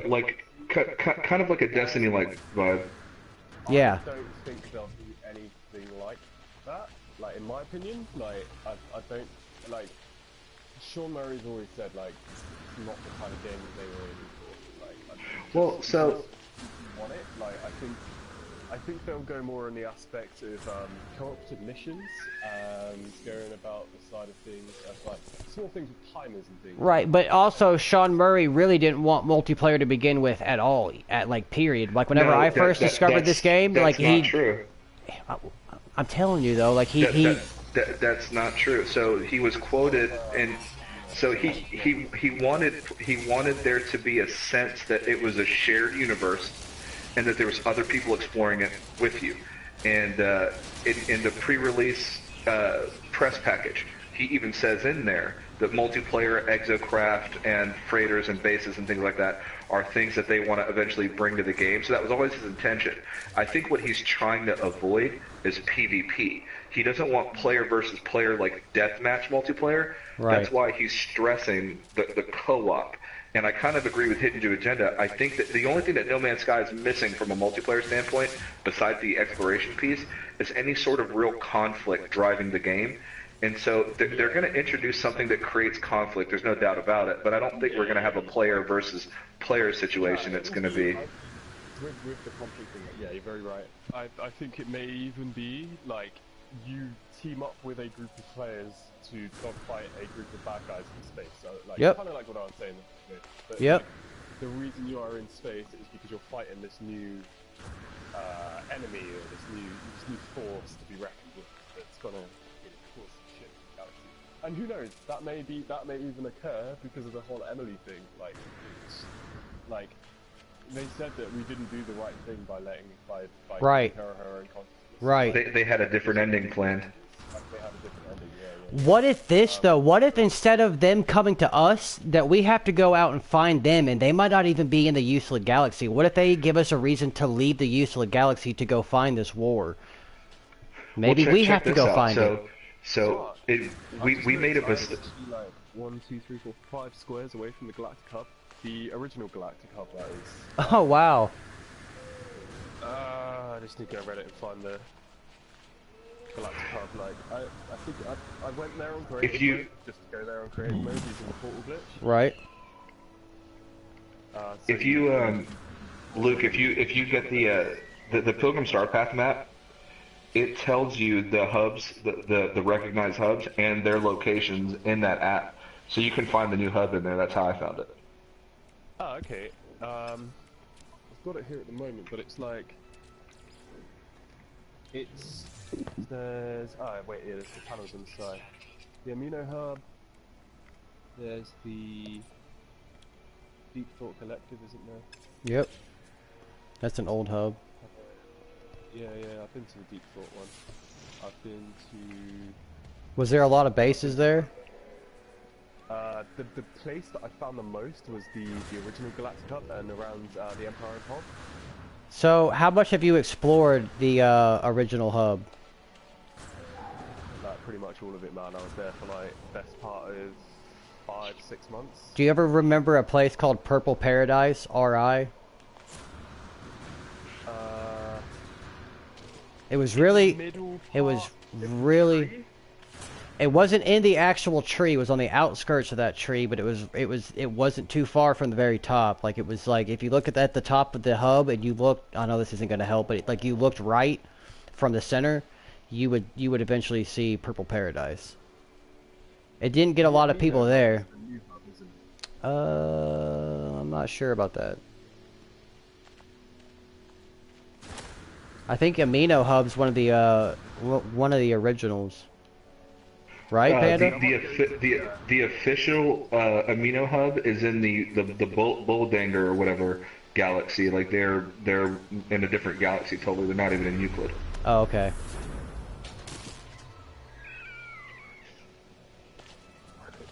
See, what they should have done when they reset it is reset all the named locations again.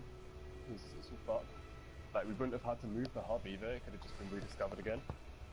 Like, I don't know why they did that, it just seems really stupid. I think that they had to reset it so that we could get these textures that we have now, like... No, I don't mean it like that, I mean it like, so, the names that people have, like, the discoveries, like, the discovery aspect... Oh, okay. Still name what it was prior to the update, even though... Correct. We're in the new update and it's not the same anymore. Like, my planet isn't a Lost Planet anymore, like the one that I had my home on. It's right. Barren and so right. like your original home, Hiddenjewagenda Purple Paradise, like it's probably not even purple anymore. No, right? it's irrelevant. It turned everything that everybody has ever discovered, animals, flora, fauna, everything, so that everything could be renamed again. And if they did that, we wouldn't have had to move from the original Galactic Hub because they could have just discovered the whole tree again, and everybody could have had new things, and it would have been found by different people rather than Sim 1, 3, 3, 4. True. You know what I mean? Like, then everybody in the hub would have a new chance to kind of like claim their own little part of the hub. Right, as opposed to like missing out on that and not being able to name much. Now all having to move to the Shelter Void as the new hub because everything in that old space is all named wrong. Like. Right. Like, you might go down where it says, hey, this is a paradise, and you get there and it's like fucking fungal mold everywhere. Well, what about this, man? What about these different galaxies? Because like people are in different galaxies and they're going to like the Galactic Hub area. Like people are trying to form like different hubs in different galaxies. Like Hello Games need to they need to figure out a way to get you to travel between galaxies. Because the original demo. You remember that shit with the I've Seen Things trailer? Yeah. Those 3 planets, they need to create those and set those as a hub, like an actual in-game hub, of where like everybody can just teleport there if they want to, and it could be a meeting point. And they could just make that, but I don't know why they don't. Actually, that's a really good idea. They have those builds still from obviously playing those games and doing those demos and showing that off at E3. Like, who has that? I want to play that. Like, that's what I want to play. I don't care that it's like a single universe that they created for a demo or something. Like, I want to play that shit. Yeah, those planets were cool and like interesting, and the life forms behave differently. But I like the idea of player created hubs. So I don't mind that, but they need to be able to, for example, in the Euclid galaxy, which is the starting galaxy, the Galactic Hub, that should be their capital hub, right? But in every galaxy, they should have a hub, and they're just offshoots of the original hub, but you can travel between the hubs. The reason that me and Hiddenjewagenda haven't left the Euclid galaxy is because we can't come back to the Euclid galaxy. If you're able to go between your discovered galaxies, I think... Yeah, people wouldn't be afraid to fucking leave, you know what I mean? Yeah, I was gonna say you can, but you kind of like you need to. It's hopefully that it's like the whole thing. Like hopefully it saves in the what's it called, in your teleporter like base. Like if you go to the thing and go back, like sometimes it doesn't always save the last station you've been to. Like so, obviously being able to teleport to space station, like multiple space stations now, from space stations now. So they could really easily like input that with that, like, and make it so that you could select a specific space station and lock that to like a list in other space stations, so that you can go to specific ones that you visited in the past if you want to. Yeah. Or what about this? You've got your freighter, right? And your freighter can warp now. Okay, so why don't they just add a feature to the freighter which would make it more worth having? Because you can warp with your fucking starship, so people don't need to have freighters that warp because they can do it anyway. So what if they added a feature to a freighter that would encourage people to grind for freighters? Is that the freighter has a much more powerful warp drive and can travel between galaxies. So you can only jump from galaxy to galaxy with a freighter. Well, if you don't have a freighter, we have multiplayer. So your friends could be able to get in your freighter with you, and then you can just use your freighter to jump everybody to, Calypso if you want, or whatever. Custom coordinates, right? Yeah, I found that it's the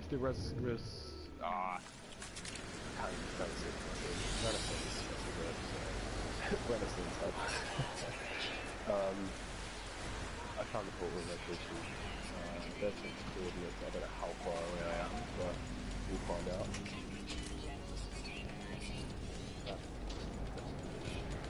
What about being able to carry multiple multi-tools? What? I'm like 67 jumps away from it, apparently. Well, that's not From bad. the new hub? From the new hub. Oh wow. Destination 2, 67 jumps. Chunker boy. What? So it's not too far from the OG hub? It's... Let me have a look on the map again. It's only 67 jumps because it's assuming that you have all of the warp reactors. Do you have them all? Yeah, it's not too far from the hub. I don't have all the warp reactors, but I've got 57% of my hyperdrive. I'll go into my... right, yeah, good point. Max hyperdrive. Go.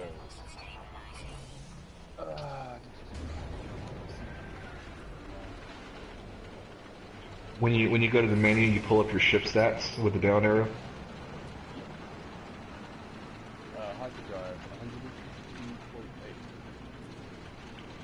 102.8. So for you, it's probably more than double that amount of jumps. Yeah, it's gonna be easy. Right. I'm gonna need to get those in.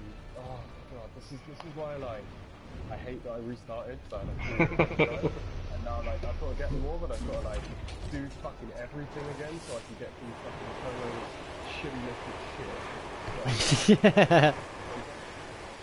It's a good... Give me like the crappiest crap. I don't even want it.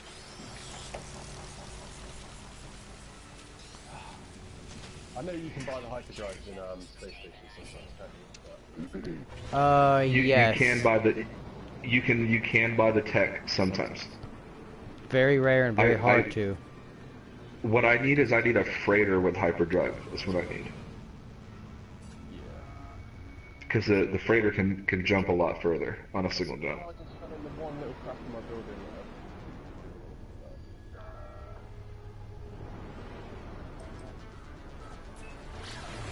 How old are you guys?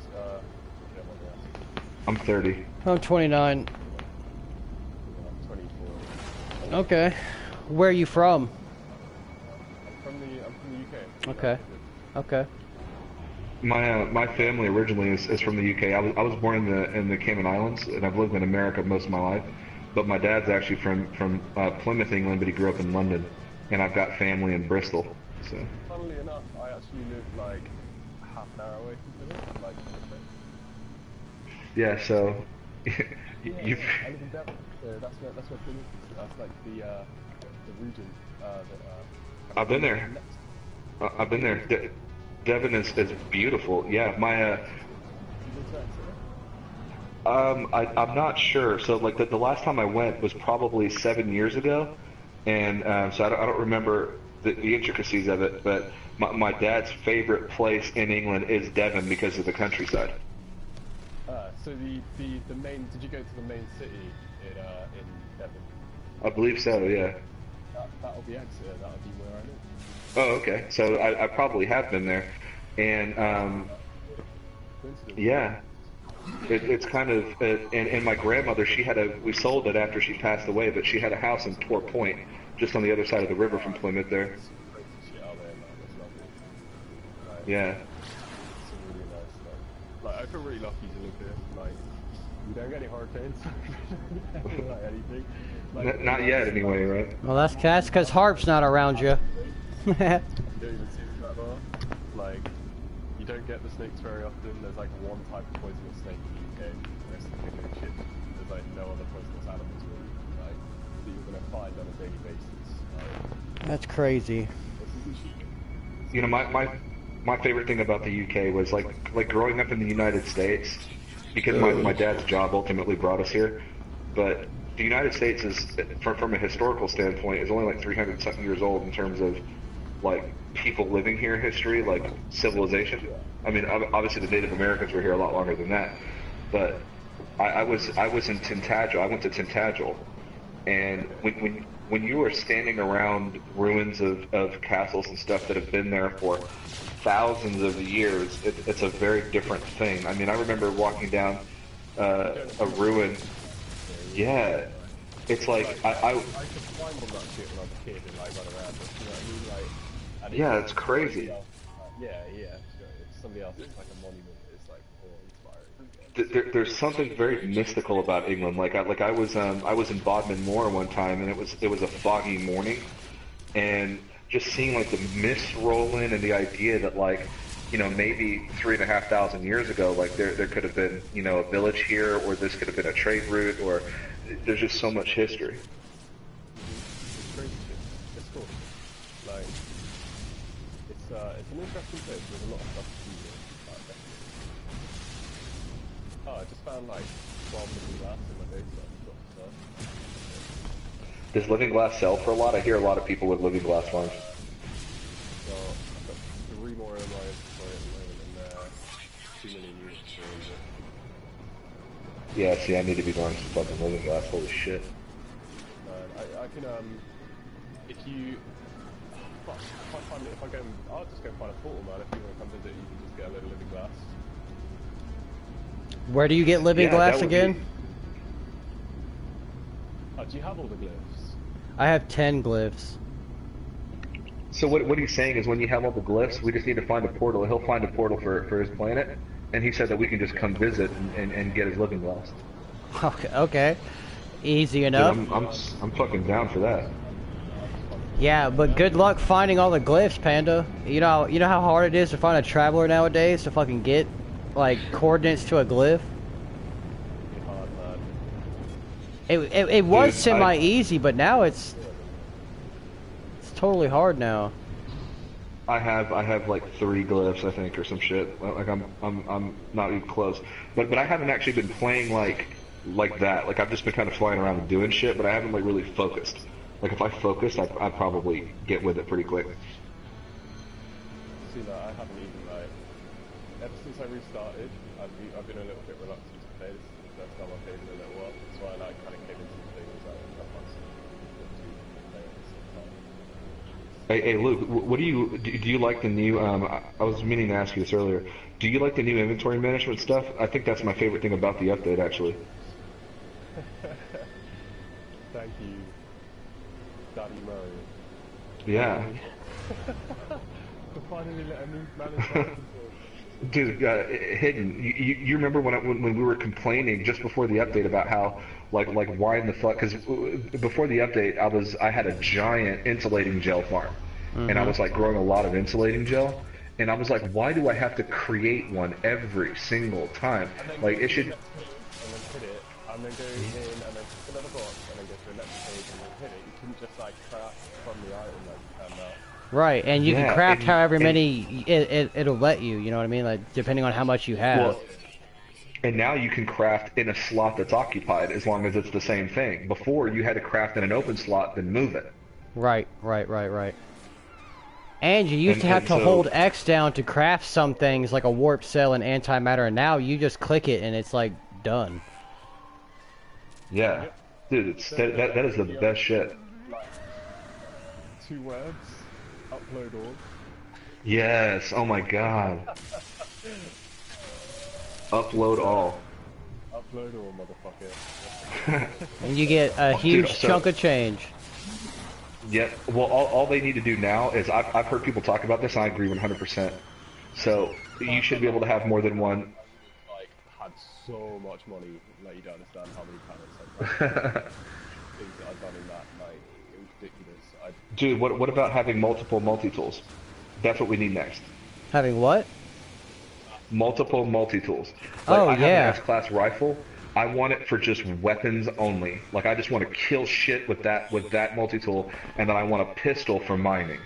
So let me have my assault rifle for just killing sentinel walkers and feeling like fucking Poe Dameron or something, and then give me my pistol for like all the other shit.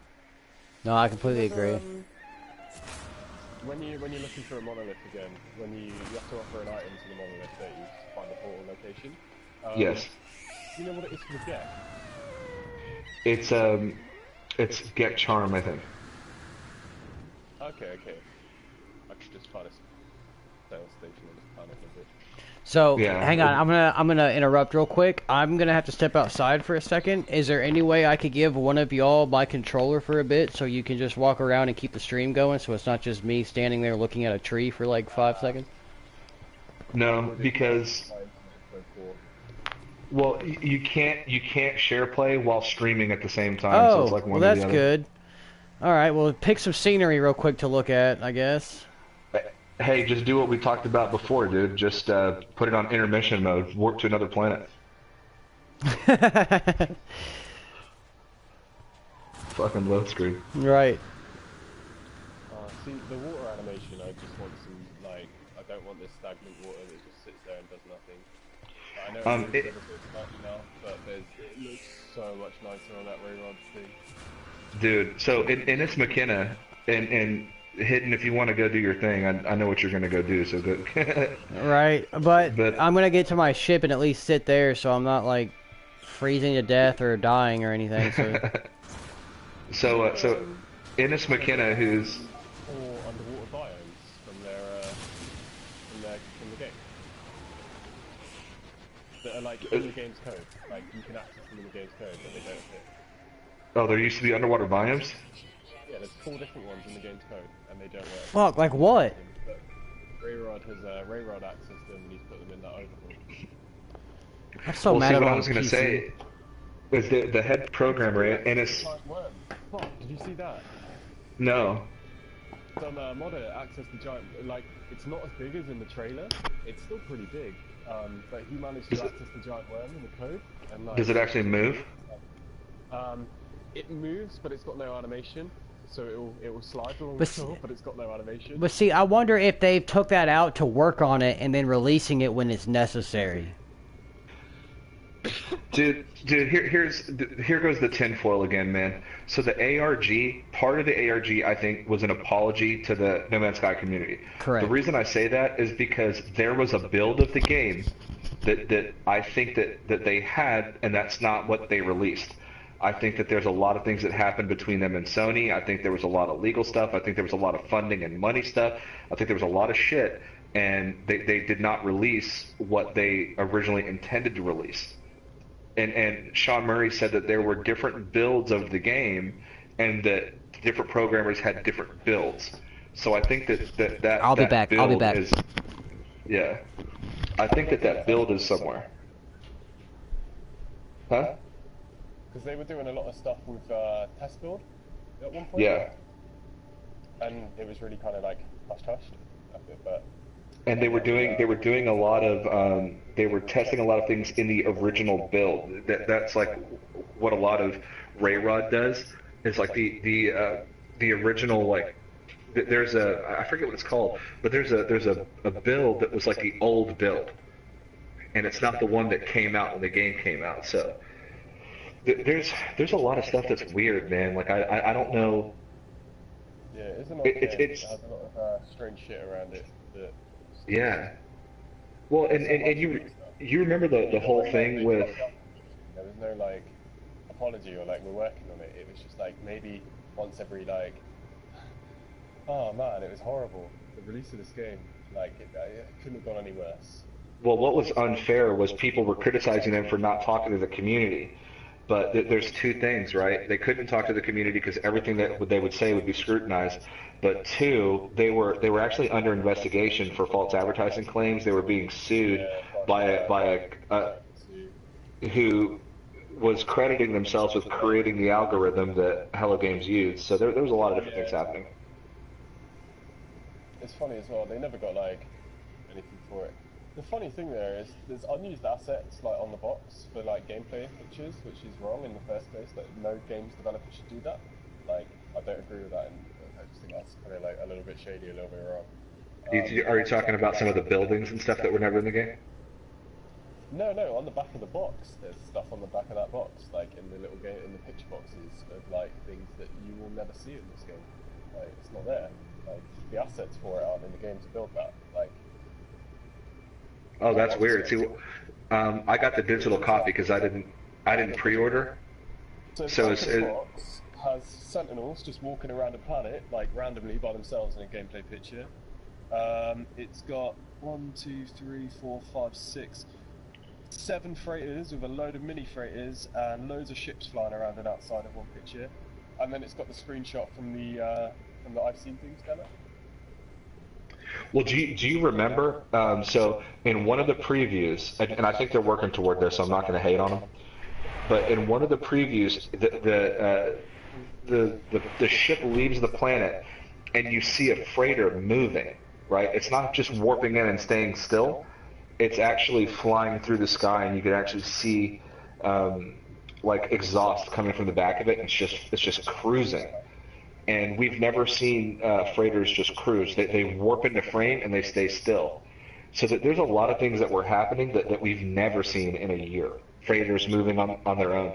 You remember the Portals preview or video, trailer video, and he goes through the portal and it's seamless. There's no load screen, right? So he walks through and he's just automatically, and there's that Sentinel walker that's laying down and it senses that someone's close and it stands up. Like walking around like the other ones aren't there, like maybe not as frequent as the normal Sentinels, but like they just appear out of nowhere, and it's really it breaks the immersion. It doesn't feel right. It's true, and Hiddenjewagenda also said that he feels like there should be like more ground-based combat when you're on a planet, like when the Sentinels come at you. That he thinks that there should be like more not land-based, but more space to planet to space combat. So like if you're being hunted in space by Sentinels and you land, he thinks that they should deploy Sentinel like what do you call it, like almost like people, right? Not just like little flying, ones, but like soldiers, like ground soldiers to come hunt you down or whatever the case is. Like, there should be more of a challenge when it comes to because the Sentinels are your enemy in the game, right? They're the only thing besides pirates that you have conflict with. So. There should be more to them. Yay. That other fucking 100 nanites there. No. How long is it till they reset again?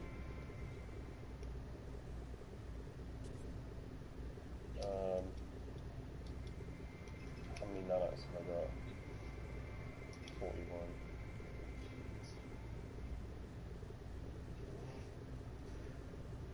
Did you do the glitch for a bit of money on day one with the mission for the Exocraft guy? Eventually gets your terminal, you can hack it, but it just let you press it repeatedly, and it would give you like 80,000 units every time you press square. No, I didn't take advantage of any exploits at all. I did that bit for this account just so I could get my S-class.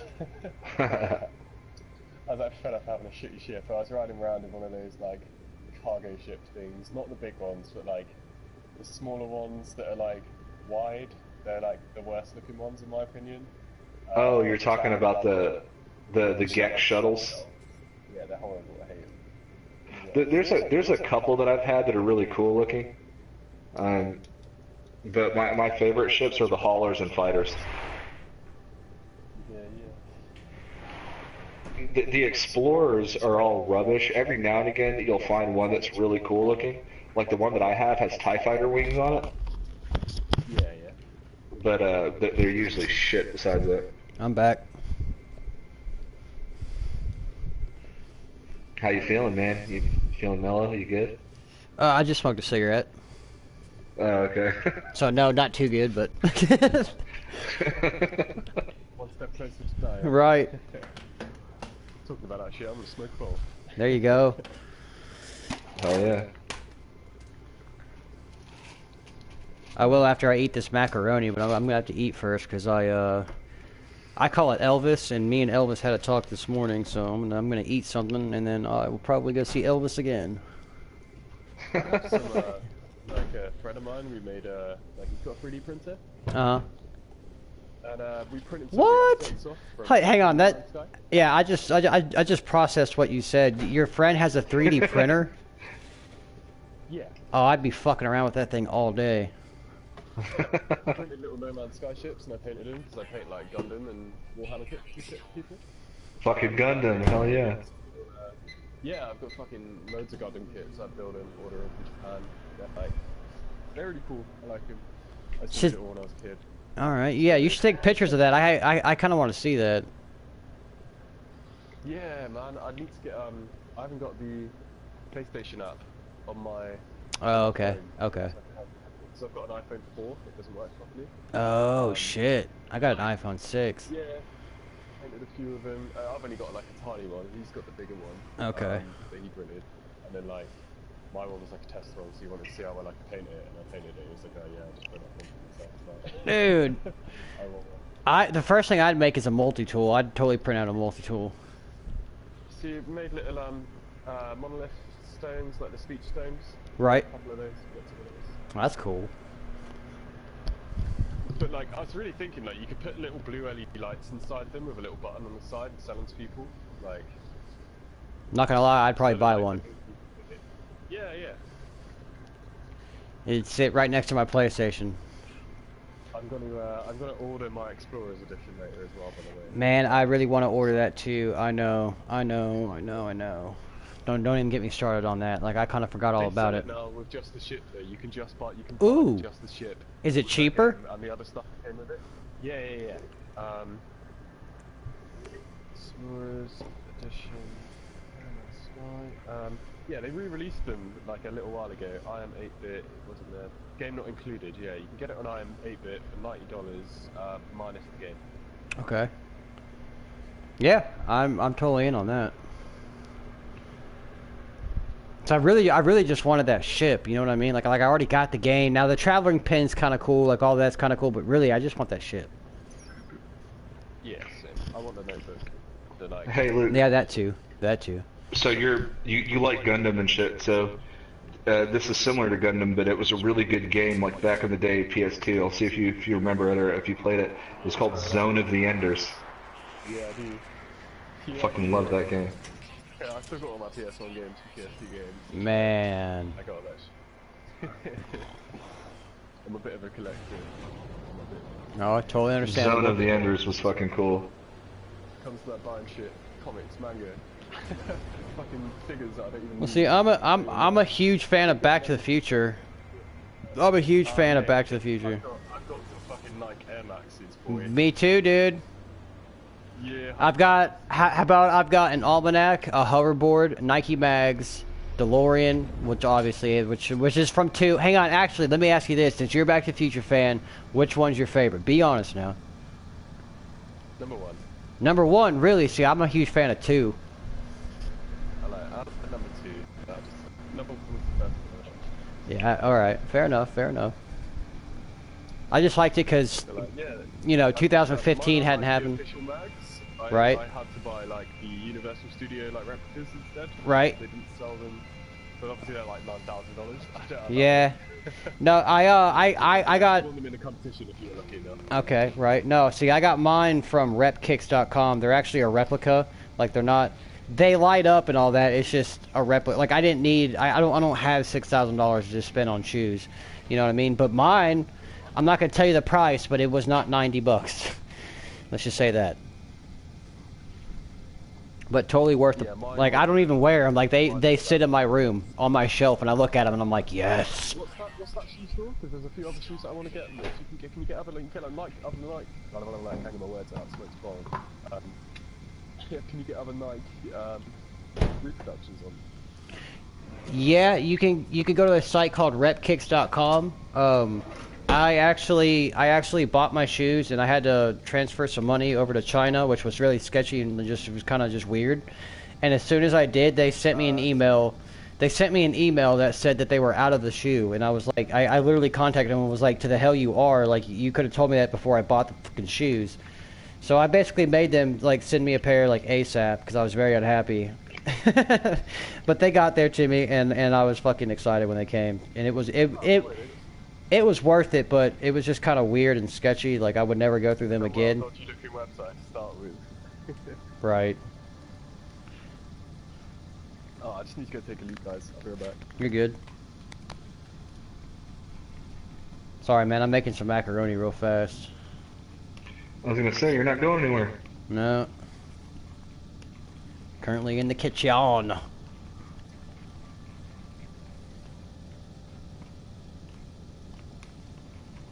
Probably gonna have to end the stream here relatively soon. Tell you. Oh, it's all good, dude. I'm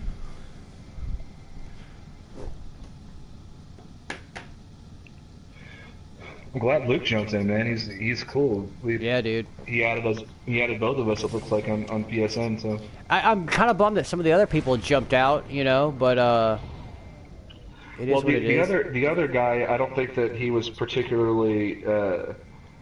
I guess there was like a little bit of a language barrier, which Right. is that's not a prerequisite. So anybody watching this, like, good English is not a prerequisite to join this chat. Right. So, you know, if you just want to get in and talk, you can. I mean, you know, we've been on COVID TV where there's been people from all over the world that have difficulty speaking English, and they get on there and they bring up some good shit. So I don't give a fuck what country you're from. Get in there. Yeah, I'll get on. Google Translate if I need to. Right.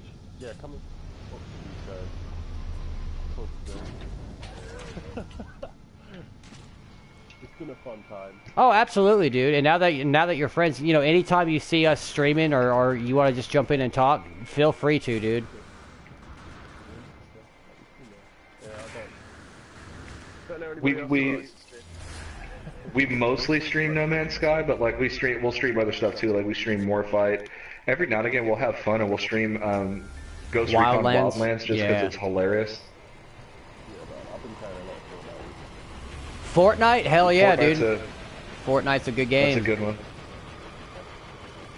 But Luke, there's the last time that we streamed Wildlands, it literally I watched like the first 30 minutes of it back because it was so fucking funny, man. Like it's just the shit we say and like do sometimes while we're streaming. It's good fun. Right, So- and you don't realize like how much stuff you actually say until you go back and watch it. You're like, oh my god, really? Dude, like the whole thing with me and the motorcycle, Oh dude, my- I dude, could that's- not ride that thing. Bro, that's priceless shit right there. That was gold. Like, I was doing okay, and then you started fucking up, which for some reason started like making me fuck up. Like being around you just fucked me up, dude. I was like, why am I fucking up now?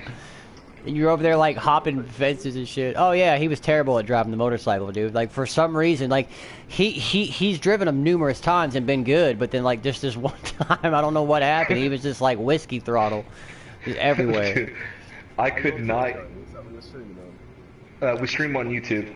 Yeah. We've thought about doing Twitch, and we're still open to it. But it's Crouching Panda, Hidden Jew. It's just essentially a combination of our names. Yeah, go ahead and subscribe and hit that notification button so you know when we go live.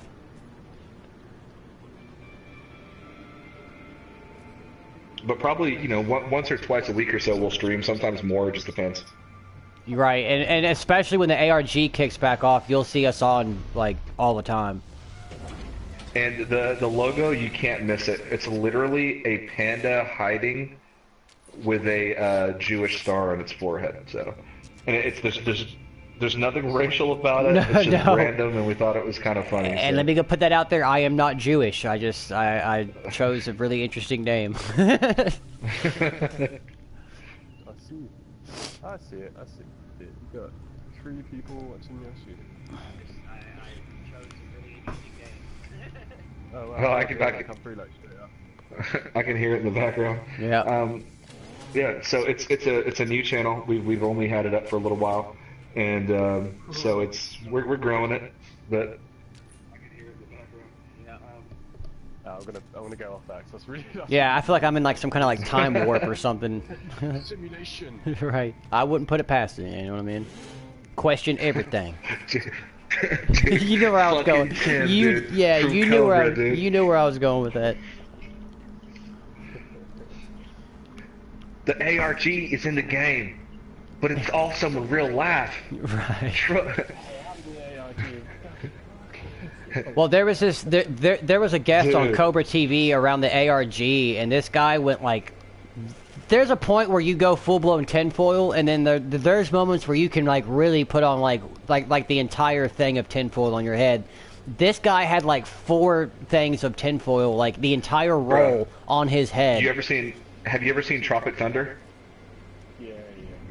Okay, so when the guy says you never go full retard, this dude went full retard. in the best possible way. Like Yeah, this is pure gold, again, dude. Pure gold is what happened. Pure comedy. We loved him. We right. loved him. Right. We were. I messaged Cobra on Skype. I was like, we got to give him a redemption. Basically, we talked about. We made fun of the conversation that Tim had, but Tim he came back on and redeemed himself. But if you what subcast was that? Man, people got to go back and watch that. Shit was hilarious. I don't know how to pinpoint it, but it's out there. Fuck, man. I will find it, and I will find what time Tim comes on. But that was the best Cobra subcast that like I've ever seen. Dude, it stopped me in my tracks. I literally will play No Man's Sky and listen to Cobra like through my Millennium Falcon speaker thing that I have. Like I'll like Bluetooth it through it, and I'll just sit there and listen to Cobra TV. And I was sitting there playing just like I normally do, and then all of a sudden Tim comes on, and it stopped me in my tracks. 'Cause I was like, this is about to be gold. And sure enough, dude, as this conversation unfolded, I could not play the game. I had to stop and just listen because I was like, this guy is going hard right now. Like he is tinfoiling out. And like even Panda tried to chill him out. He was like, bro, you were thinking about this way too hard. Like Yeah, I was on there with him, let's yeah. kick it down a little bit, right? Like you're going derailing right now, dude. Well, everybody. I've just realised something. So, do you know when you pick up a mission from the mission manager? Right. Yeah. And you can now cancel those missions, can't you? Just get rid of them. Yep. Yeah. You can leave So them. you can take the you can take the missions to deliver stuff, get the items, cancel the mission, reactivate the mission again, get the items, cancel the mission, reactivate the mission again, rinse and repeat. Every time you get 16,000 units. Did you just do that? Yeah. And it legitimately works? Yeah, I got like 4 comic droplets. Oh, wow. 4 defense kits. You found a new glitch. Dude, you found a new exploit. Hello Games, please do not patch this exploit. No. They're already working on it. I know it. But they never did fix my base glitch, did they, sons of bitches? Nope. They just deleted it. They still haven't fixed find another player's bases since the Atlas Rises anyway. I don't know what they're doing. They sort that shit out. Maybe they're like, we'll take it away and add it back on 1.4. You know, so the new galactic map is really cool. Yeah, it's nice. It looks good. It does look good. Right. You can see However, planets. You cannot see if somebody's like before it would come up with the name of the person that discovered it. Right. And, like what they've named it. Mhm. You don't find out what it's named now until you go there. Yeah, very true. That's true. It's something random until you get to it. Yeah. Unless like even if somebody else discovered it, it's still it just doesn't work properly. I don't get it. Like none of the base building stuff seems to work at the moment. Like, Right, which is kind of worrying me. But at the same time, they may have disabled that for just a short period of time to work on it, and then will give us something crazy, fucking weird and cool, and just once they unlock it again. But like I said, I don't think anyone's concerned with building a base right now because of what they did to Atlas Rises. They've been burned, yeah. they're due another update soon anyway, aren't they? Within the next 3 months. Yeah, and they seem to release it every 4 months or so. What an update? Yeah, Yeah, that's pretty much been the schedule, hasn't it? right. So we should technically see something in November. Okay, there's a downside to that glitch. So you lose ranking with the specific alien that you're with. Every time you do it. Not much, but just a little bit. But to get a couple of defense chits, if you don't mind losing a bit of rank, you can build up. Like, defense chits. Can you just craft them? I've never found a crafting people. Oh, They should add that to something that you can craft because they come in handy. right, but I don't know. I don't remember how you get a defense chit. The only way to get a defense chit is to take a mission where you're rewarded one. Ah, okay. Because I have one right now, and I couldn't remember how I got it. But that totally makes sense. My fighter and my hauler are like really good at combat, but my explorer ship is my fastest ship with the best warp capability, and I've gotten stuck where I've been in, getting attacked by pirates, and I've had a defense chit, and people come in and help you out. Also, if your standing is good in a particular system, the locals will help you out there anyway. But yeah, they come in fucking handy because there's been times where I've almost died and lost shit. I got 2 defense chits. I just lost a little bit of rank to get some. How my ships move as well.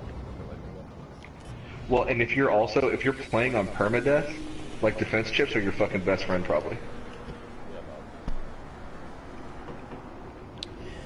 Well, guys, I'm going to have to end the stream right here for today, but I'll definitely be on very soon to stream again.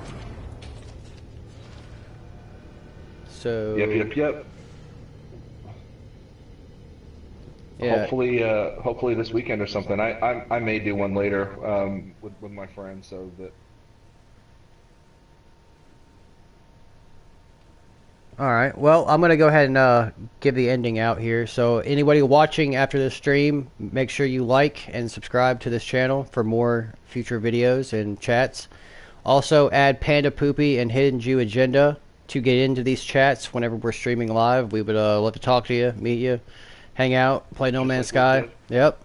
So, and to you, Luke, thank you for joining in and just jumping on in here and talking some No Man's Sky. We really appreciate it. All good, man. All good to see you. Yeah, we will talk again soon. I'm going to go ahead and end the stream, and we'll see you guys next time. Later, Take it easy.